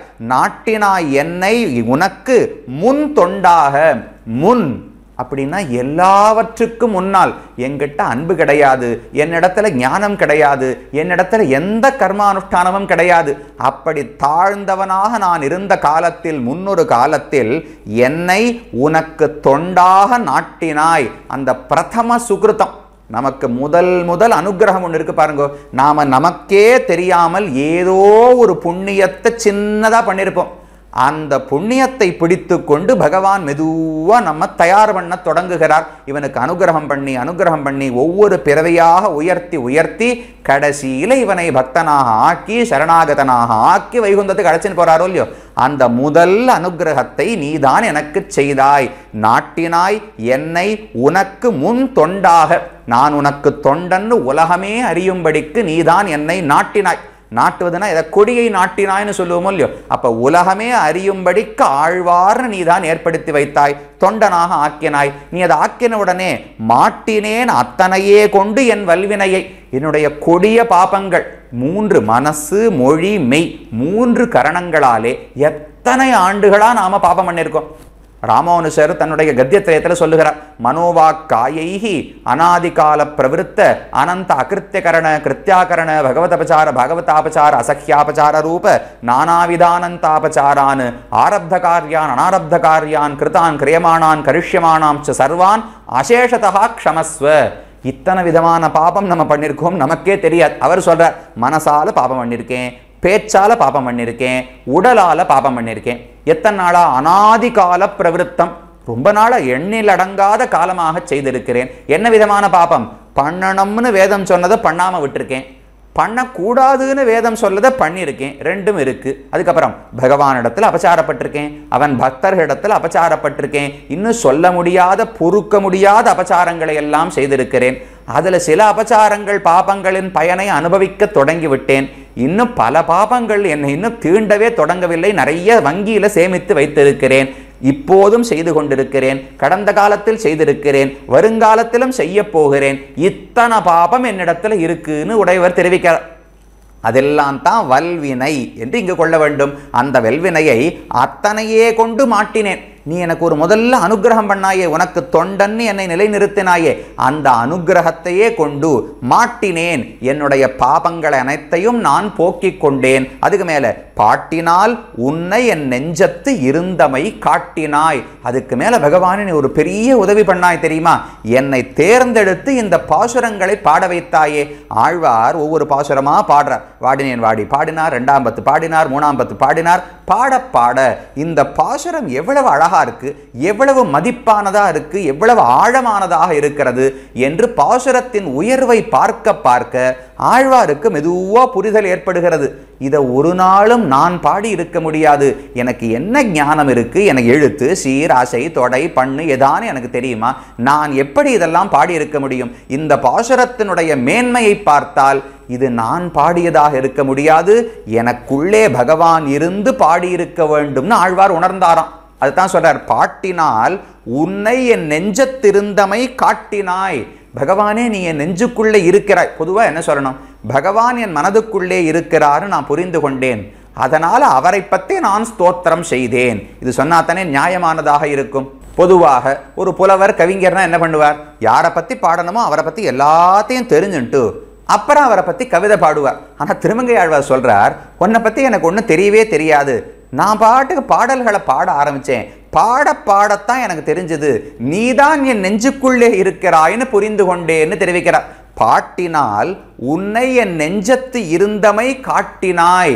நீ முன்னாடி உள்ள இருக்கிறாய் எனக்கு தெரியாது பகவானே, நான் பாடுகிறேன் நினைத்து கொண்டு பாடினேன். அதுக்கப்புறம் தான் இப்பேற்பட்ட பாடலை நானாக ஒரு நாளும் பாட முடியாது, நீதான் பாட வைக்கிறாய் என்று புரிந்து கொண்டேன் என்று திருமங்கை ஆழ்வார் பாடுகிறார். இதுதான் எல்லா ஆழ்வார்களுக்கும். நம்ம ஆழ்வாரும் இதே தான் சொல்லி ஆக வேண்டும், தொண்டடிப்புடி ஆழ்வார் இதே தான் சொல்லி ஆக வேண்டும். தன் சொல்லால் தான் தன்னை கீர்த்தித்த மாயன், என் முன் சொல்லும் ஊருவா முதல்வனேன்னு நம்மாழ்வார் பாடுகிறார். ஐயோ, நான் ஏதோ இந்த திருவாய்மொழி திருவிருத்தம்லாம் பாடின்னு நினைக்கவே வேண்டாம். தன் சொல்லால் தான் தன்னை கீர்த்தித்த மாயன். பாடினது யாரை பற்றி? தன்னை பற்றி. யார் பாடினார்கள்? தானே பாடிக்கொண்டார் பகவான். எந்த சொல்லை கொண்டு பாடினார்? அவருடைய சொல். சொல்லும் என்னுடையது கிடையாது, நானும் எனக்கு சொத்து கிடையாது, பாடப்பட்டவனும் நான் கிடையாது. பகவானே தன்னையே தன் சொல்லாலே பாடிக்கொண்டார். அப்ப ஆழ்வார் என்ன பண்ணார்னால், பகவான் சொன்ன வார்த்தையை திரும்ப சொன்னாராம். இப்ப நாம சந்த கத்துக்கிறோம் இல்லையோ, உயர் வர உயர் நலமுடையவன் எவனவன் அப்படின்னு ஆச்சாரியன் சொல்லுவார். நாம் உடனே 3 தடவை திரும்ப சொல்லணும், உயர் வர உயர் நலமுடையவன் எவனவன், உயர் வர உயர் நலம், இப்படி திரும்ப சொல்றோமோ இல்லையோ. அதை போல பகவான் ஆழ்வார் மனசுக்குள்ள உட்கார்ந்துட்டு ஒவ்வொரு பாட்டா சொல்லுவாராம். அதை கேட்டு கேட்டு ஆழ்வார் வெளியில சொல்றார், என் முன் சொல்லும் ஒவ்வொருவா முதல்வனே. என்னால் ஆழ்வாருக்கு ஒவ்வொரு பாட்டா பகவான் எடுத்து கொடுக்க ஆழ்வார் பாடினாராம். இவ்வளவுதான் நாம் பண்ணேனே தவிர நான் ஒன்றும் இயற்றவில்லைன்னு ஆழ்வாரும் காட்டுகிறார். அப்ப கீழே பார்த்தோம் இல்லையோ, வேதம் என்பது நித்தியமானது. பிரம்மாவுக்கு பகவான் வேதத்தை காட்டி கொடுக்கிறார், இயற்றுவது கிடையாதுன்னு சொன்னோமே. அதே போலத்தான் தமிழ் வேதங்களுக்கும் அருளிச் செயல்களும் அனாதியானவை, இயற்றப்படாதவை என்பதுதான் சித்தாந்தம். அப்ப ஆழ்வார் மனதிலே அமர்ந்து கொண்டு ஒவ்வொரு பாட்டா பகவான் நினைவூட்டுகிறார். அதை ஆழ்வார் பாடுகிறார். அதனால தான் திவ்ய பிரபந்தங்கள் நம்மாழ்வாருடைய 4 பிரபந்தங்களும் வேதம், தமிழ் வேதம் என்று அழைக்கப்படுகின்றன. அப்ப சொன்னார், பாட்டினால் உன்னை என் நெஞ்சத்திருந்தமை காட்டினாய் கண்ணபுரத்துறை அம்மானே. இப்பதான் ஆழ்வாருக்கு மெதுவா புரியறது. ஓ, என்ன உபதவி செய்ய போகிறாய், என்ன அனுகிரகம் செய்ய போகிறாய்னு முதல் பாட்டுல சொல்லுன்னு பகவான் இடத்துல கேட்டோமே. இதுக்கு மேல அவர் என்ன செய்ய வேண்டும்? தொண்டனாக நாட்டி விட்டார். அதை கொண்டு பாபங்களை எல்லாம் நான் ஓட்டி விட்டேன். அவர் நெஞ்சத்துக்குள்ள இருக்காருன்னு எனக்கு காட்டினார். பாட்டையும் பாட வச்சுட்டார். இப்ப வாச்சிக்க கைங்கரியம். ஆழ்வார் பிரார்த்தித்தது என்ன? கைங்கரியம் கொடு, கைங்கரியம் கொடு, கைங்கரியம் கொடு. இப்ப பகவான் அவர் வாயிலிருந்தே என்ன வர வைத்து விட்டார்? இத்தனை திருவழியை பாடினதே வாச்சிகமான கைங்கரியம், வாயால செய்த கைங்கரியம் தானே. ஹனுமானுக்கு சீதை சொல்லுகிறாள், வாச்சா தர்மம் அவாப்னுஹி, ஹனுமானே நீர் வேற ஒன்றும் பண்ண வேண்டாம், என்னை ரட்சிப்பது உம்ம பொறுப்பு கிடையாது, ராமனிடத்துல போய் செய்தி சொல்வது மட்டும்தான் உம்முடைய காரியம், அந்த பேச்சு கைங்கரியம் தான் உம்முடைய கைங்கரியம், ரட்சிப்பது ராமனுடைய கடமைன்னு சொல்லுகிறாள். அதை போல வாக்கைங்கரியத்தை திருமங்கை ஆழ்வாருக்கு பகவான் கொடுத்து விட்டாரோ இல்லையோ, அதை இப்போதுதான் உணர்கிறார். அப்ப பகவானே நீதான் பாட வைத்தாய் என்று புரிந்து கொண்டேன், அதனால தான் பாட வைத்த முக்கோட்டைன்னு தெரிவிக்கிறார் பெரியவாச்சான் பிள்ளை. எப்படி முக்கோட்டைங்க ஒரு இடத்தை நினைச்சாலே கவிஞனுக்கு பாடல் வருமோ, அதை போல இந்த திருக்கண்ணபுரம் சபரி பெருமாள் தான் ஆழ்வார் மனதுக்குள்ளே அமர்ந்து கொண்டு ஒவ்வொரு பாடலாக பாட வைத்தான் என்று ஆழ்வார் உணர்ந்து கொண்டார். அது 9வது பாசுரம். இத்தனை நாட்களை எண்ணிக்க ஆரம்பிச்சார். சிலையிலங்கு பொன்னாழி மட்டும் அல்ல, எத்தனை பாடல்களோ அனைத்தும் சௌரி பெருமாள் பாட வைத்தவை என்று 9வது பாடலோடே பகவான் தனக்கு செய்த உதவியை உணர்ந்து நன்றியோடே 10வது பாசுரத்தை பாடுகிறார். கண்டசீர் கண்ணபுரத்துறை அம்மானை கொண்டசீர் தொண்டன் கலியன் ஒலிமாலை பண்டமாய் பாடும் அடியவர்க்கு எஞ்ஞான்னும் அண்டம் போய் ஆட்சி அவர்க்கு அது அறிந்தோமே. பலஸ்ருதி. இந்த 9 பாசுரங்களை 10 பாசுரங்களை பாடினவர்களுக்கு என்ன பயன் கிடைக்கும்னு தெரிவிக்கிறார். கண்ட சீர் கண்ணபுரத்துறை அம்மானை. சீர் அப்படின்னா செல்வம், செழிப்பு, பெருமைன்னு அர்த்தம். கண்ட சீர், கண்ட சீர்னா இது என்னமோ புஸ்தகத்தில் எழுதி வச்சு ஓ இப்படி இருக்குமா அப்படி இருக்குமான்னு படிச்சுக்க வேண்டாம், கண்ணால பார்த்து பிரத்யக்ஷமாக தெரிந்து கொள்ளலாம் பெருமானுடைய பெருமை என்ன. திருக்கண்ணபுரம் சௌரி பெருமாள் உத்பலாவதக விமானம்னு பெயர். யாரெல்லாம் உடலிலே ஆசையை அறுத்து ஆத்மாவின் உஜ்ஜீவனத்துக்காக வந்து அடைகிறார்களோ அவர்களையெல்லாம் ரட்சித்து கொடுக்கும் பெருமான் இங்கு இருக்கிறான் என்று அந்த விமானம் காட்டிக் கொடுக்கிறது. உத்பலாவதகே திவ்யே விமானே புஷ்கரேக்ஷணம் சௌரிராஜ மகம் வந்தே சதா சர்வாங்க சுந்தரம். தன்னுடைய திருமுடி தொடங்கி திருக்கட்டை விரல் வரை அனைத்து அங்கங்களிலும் அழகனாக விபீஷணாழ்வானுக்காக தெற்கே நோக்கி கொண்டு பகவான் இன்றும் சேவை சாதித்துக் கொண்டு வருகிறார். அந்த திருக்கண்ணபுரம் சௌரி பெருமாளை கண்டசீர் கண்ணபுரத்துறை அம்மானை பிரத்யக்ஷமாக பார்த்து அறியும்படிக்கு பெருமை, செல்வம், அனைத்தையும் ஐஸ்வர்யத்தை கொண்டவரான திருக்கண்ணபுரம் சௌரி பெருமாளை கொண்டசீர் தொண்டன் கலியன் ஒலிமாலை. கொண்ட சீர் தொண்டன், கொண்டன்னு சொன்னால் உடையவர்னு அர்த்தமூல்யம். சீர்கொண்ட, சீர்னா பெருமைகள். என்ன பெருமை? கைங்கரியம் என்கிற பெருமை. இத்தனால 9வது பாட்டில் அத்தனை புரிஞ்சுட்டு இருக்கார். என்னிடத்திலே பகவான் இந்த பாசுரம் பாட வைத்து கைங்கரியத்தை வாங்கி கொண்டிருக்கிறார், எனக்கு அனுகிரகம் செய்திருக்கிறார் ஆழ்வார் புரிஞ்சுட்டாரோ இல்லையோ. அப்ப இந்த இடத்துல சீர் பெருமை குணம்னு ஆழ்வார் சொல்லுவது கைங்கரியத்தை தான். அந்த கைங்கரியம் கொண்ட சீர் தொண்டன்னு தெரிவிக்கிறார். கொண்ட சீர்னு சொன்னால் எல்லாருமே மனதில் கொண்ட சீர் என்று பொருள் செய்கிறார் பெரியவாச்சான் பிள்ளை. என்ன அர்த்தம்னால், பகவானுக்கு இப்போ ஒரு பெருமை இருக்குன்னு சொல்றோம்னு சொங்களேன். நாராயணனுக்கு திருமேனி உண்டு அப்படின்னு ஒருத்தர் சொன்னா இன்னொருத்தர் ஆக்ஷேபிப்பார். இல்ல நாராயணனுக்கு திருமேனி கிடையாதுன்னு ஆக்ஷேபிப்பார். இன்னொருத்தர் சொன்ன நாராயணன் தான் உலகத்தை படைத்தவர்னு சொன்னா இல்ல வேற ஒருத்தர் படைத்தார்னு ஆக்ஷேபம் வரும் இல்லையோ. அப்ப உலகத்தில் அனைவரும் நாராயணனுடைய சீர் பெருமைகளை தங்கள் நினைவில் கொண்டார்கள்னு சொல்ல முடியாது. சில பேர் ஒப்புக்கொள்ளுகிறார்கள், சில பேர் ஒப்புக்கொள்ளவில்லை. ஆனா திருமங்கை ஆழ்வாரிடத்திலே கைங்கரிய செல்வம் இருக்கிறது என்று சொன்னால் யாருமே மறுபேச்சு பேச மாட்டாளாம். உலகம் அனைத்தும் ஒருமிடராக ஏற்கக்கூடிய ஒரு கருத்துண்டு என்றால் கொண்ட சீர் தொண்டன் கலியன் ஒலிமாலை. கொண்ட சீர் தொண்டன் கலியனான திருமங்கையாழ்வார் பகவானுக்கு கைங்கரியம் என்கிற செல்வத்தை உடையவர், அந்த பெருமையை உடையவர் என்கிறதில் யாருக்குமே கருத்து வேறுபாடே கிடையாது. அப்படிப்பட்ட பெருமை உடையவரான கலியன் ஒலிமாலை, கலியனான திருமங்கையாழ்வார் ஒலி இசையோடு கூட பாடினதான இந்த பாசுரங்கள் பண்டமாய் பாடும் அடியவர்களுக்கு. பண்டம், பண்டம்னா ஒரு நல்ல செல்வம், நிதி, தனம்னு அர்த்தம். இந்த 10 பாசுரங்களே பெரிய செல்வம் என்கிற எண்ணத்தோடு யாரெல்லாம் பாடக்கூடிய அடியவர்களோ அடியவர்க்கு எஞ்ஞான்றும் எந்த காலத்திலும் அண்டம் போய் ஆட்சி. அண்டம்னு சொன்னா வைகுந்தம்னு இந்த இடத்துல அர்த்தம். அண்டம்னா பரமாகாசம். இந்த அண்டத்துக்கெல்லாம் மேல இருக்கக்கூடிய வைகுந்தத்தை அடைந்த ஆட்சி. அங்கு அவர்கள் ஆட்சி செய்வார், அங்கு போய் தொண்டு செய்வார்கள்னு சொல்லல. இங்கிருந்து நாம் அங்க போய் அடைந்த உடனே பகவான் பொறுப்பையெல்லாம் நம்மிடத்துல கொடுத்து நீ ஆட்சி செய்து கொள்னு சொல்லிவிடுவாராம். ஏன்னா நீ திருமங்கை ஆழ்வாருக்கு வேண்டினவன், அவர் சொன்ன 10 பாசுரங்களை சொல்லி இங்கு வந்திருக்கிறாய், இனிமே ஆட்சி எல்லாம் உன்னுடையதுன்னு பகவான் ஒப்படைத்து விடுவார். அப்ப அடியவர்க்கு எஞ்ஞான்னும் அண்டம் போய் ஆட்சி அவர்க்கு அது அறிந்தோமே. இது எப்படி உமக்கு தெரியும்னா, நான் தெரிஞ்சுட்டேன், அவர்களுக்கு, அந்த அடியவர்களுக்கு அது வைகுந்தத்தை ஆளக்கூடிய செல்வம் பெருமை கிடைக்கும் என்பது அறிந்தோமே, நான் தெரிந்து கொண்டேன்னு திருமங்கையாழ்வார் பாடினார். எப்படி தெரிஞ்சுட்டீர்னால், ஒண்ணுமே வேண்டாம், பகவானுக்கு என்கிட்ட எவ்வளவு அன்பு இருக்கிறது, என்ன ஒரு பக்ஷபாதம் ஓரம்னு எனக்கு இப்பதான் புரிந்து கொண்டது. இதுவரைக்கும் நீ என்ன உதவி செய்ய போகிறாய், என்ன அனுகிரகம் செய்ய போகிறாய்னு கேட்டுக்கொண்டிருந்தேன், இப்பதான் புரிந்து கொண்டேன். என்னிடத்துல எவ்வளவு காதல் பகவானுக்கு இருந்திருந்தால் இப்படி ஆழ்வாராக பாசுரம் பாடும்படிக்கு என்னை ஆக்கியிருப்பான். அப்ப என்னிடத்துல இவ்வளவு பக்ஷபாதம் இருந்தா என்னுடைய பாசுரத்தை சொன்ன உங்களுக்கு எதைத்தான் பகவான் வழங்க மாட்டார்? கண்டிப்பா உங்களுக்கு மோட்சம் உண்டு. என்கிட்ட இருக்கிற அன்பை பார்த்து நான் சொல்லுகிறேன், என் பாசுரத்தை பாடினீர்கள் என்றால் உங்களுக்கு கண்டிப்பாக வைகுந்த மாநகர் கிடைக்கும் என்று சொல்லி இந்த 10 பாசுரங்களை முடிக்கிறார். இதோடு 8ஆம் 10 முடிகிறது. திருக்கண்ணபுரம் சௌரி பெருமாளுக்காக ஆழ்வார் பாடின 100 பாசுரங்கள் இதோடு முடிவடைகின்றன.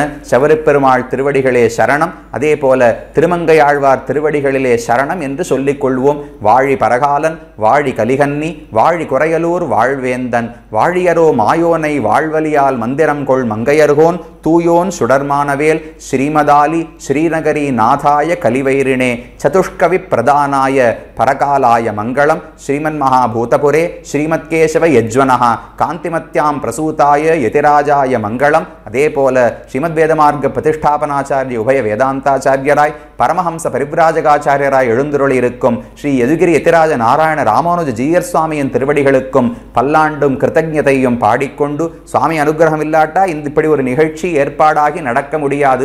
இதன் மூலம் எத்தனையோ பக்தர்கள் பயனடைந்து கொண்டிருக்கிறார்கள். அதிலே அடியேனுக்கும் ஒரு வாய்ப்பளித்து சத்தை ஏற்படுத்தி கொடுத்ததற்கு சுவாமி திருவடிகளுக்கும் கிருத்தஜதையும் பல்லாண்டும் பாடிக்கொள்வோம். ஸ்ரீமத் மகாபூதபுரே ஸ்ரீமத்கேசவ யஜ்வனஹ, காந்திமத்யாம் பிரசூதாய யதிராஜாய மங்களம், ஸ்ரீமதே ரம்யஜாமா திருமுனீந்திராய மகாத்மனே, ஸ்ரீரங்க வாசினே பூயாத் நித்யஸ்ரீர் நித்யமங்கலம்.